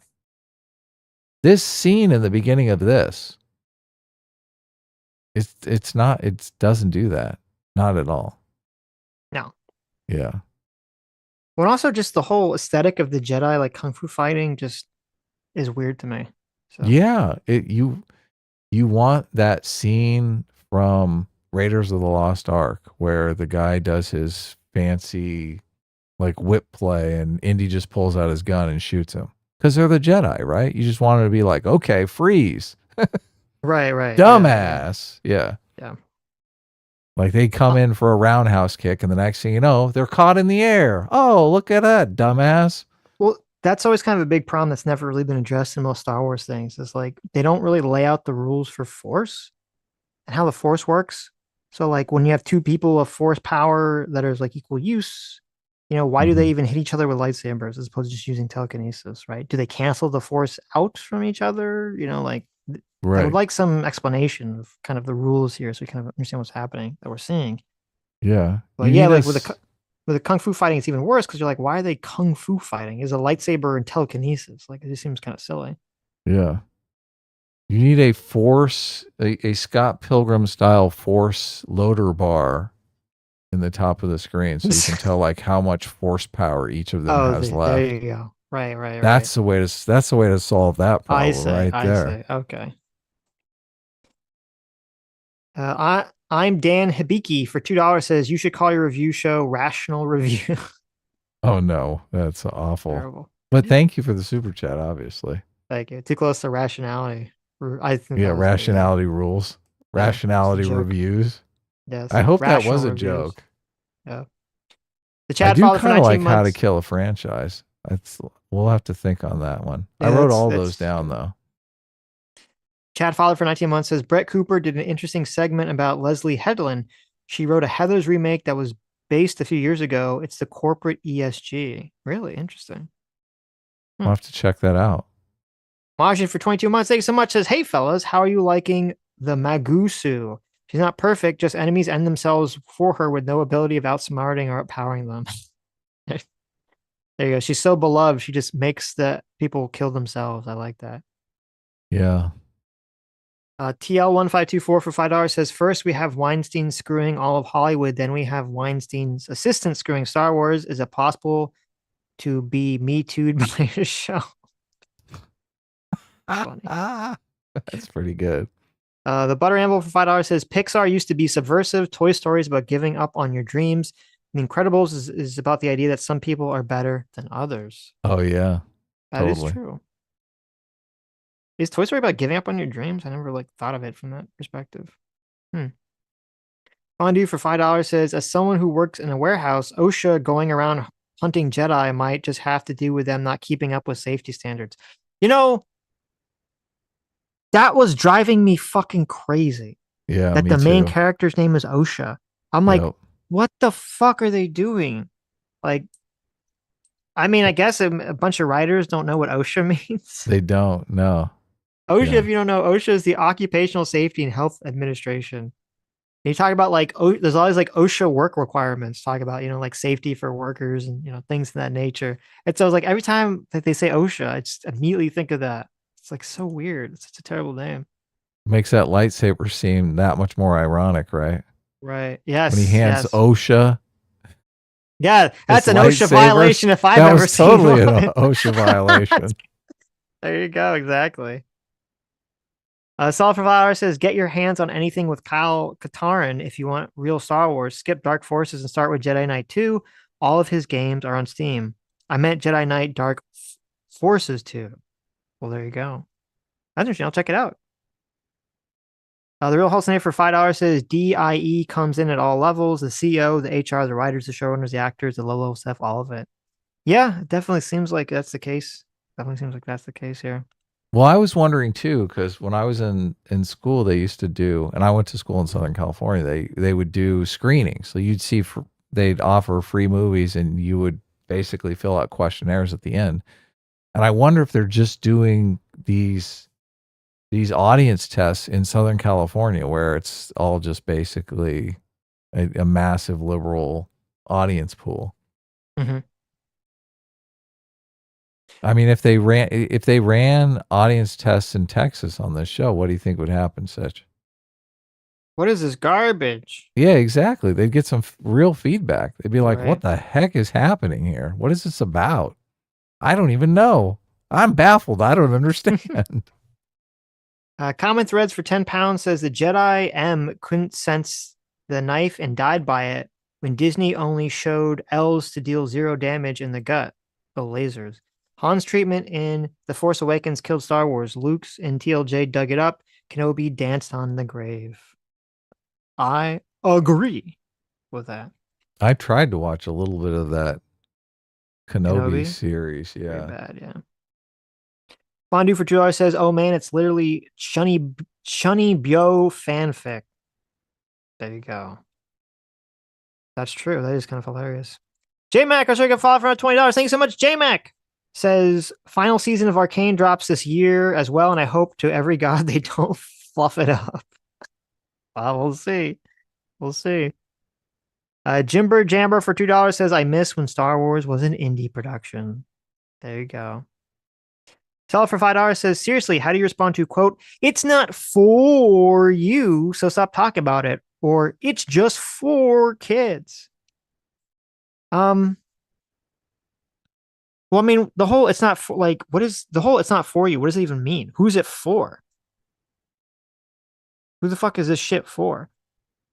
And if they're gonna say it's for children, just say, oh, so that's like if someone just says it's for children, that just means that they're just admitting that it's just poorly written slop and that kids are too stupid to realize it. That's all that means, right? Say like, oh, okay, so you would acknowledge that it's just horribly written and that it's for kids. Kids just won't see the plot holes, won't see all the dumb shit in it because it's written for children. Okay, fair enough. You win. You win. You admit that this is garbage and it's written for children. Good for you. Nice.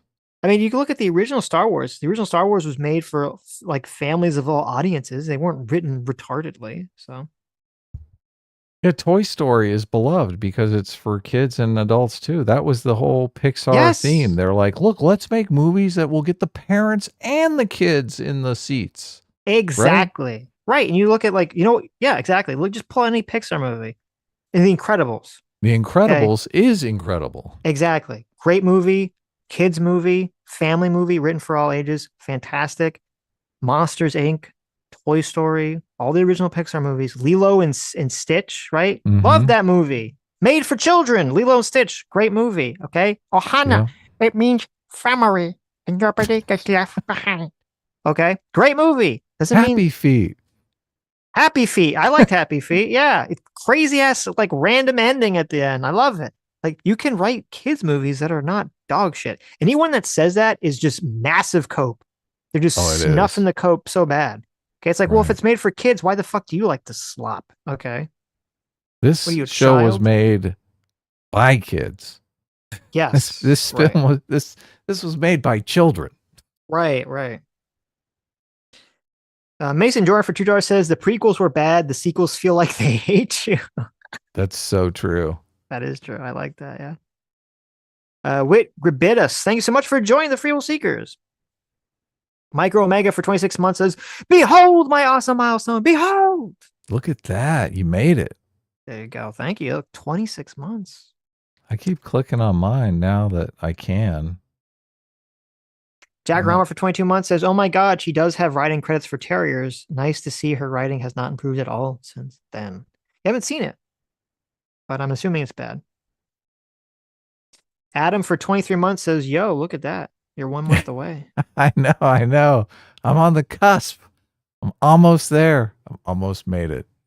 Solid for $2 says, "That chick you raged at said the N word soft A." Oh, really?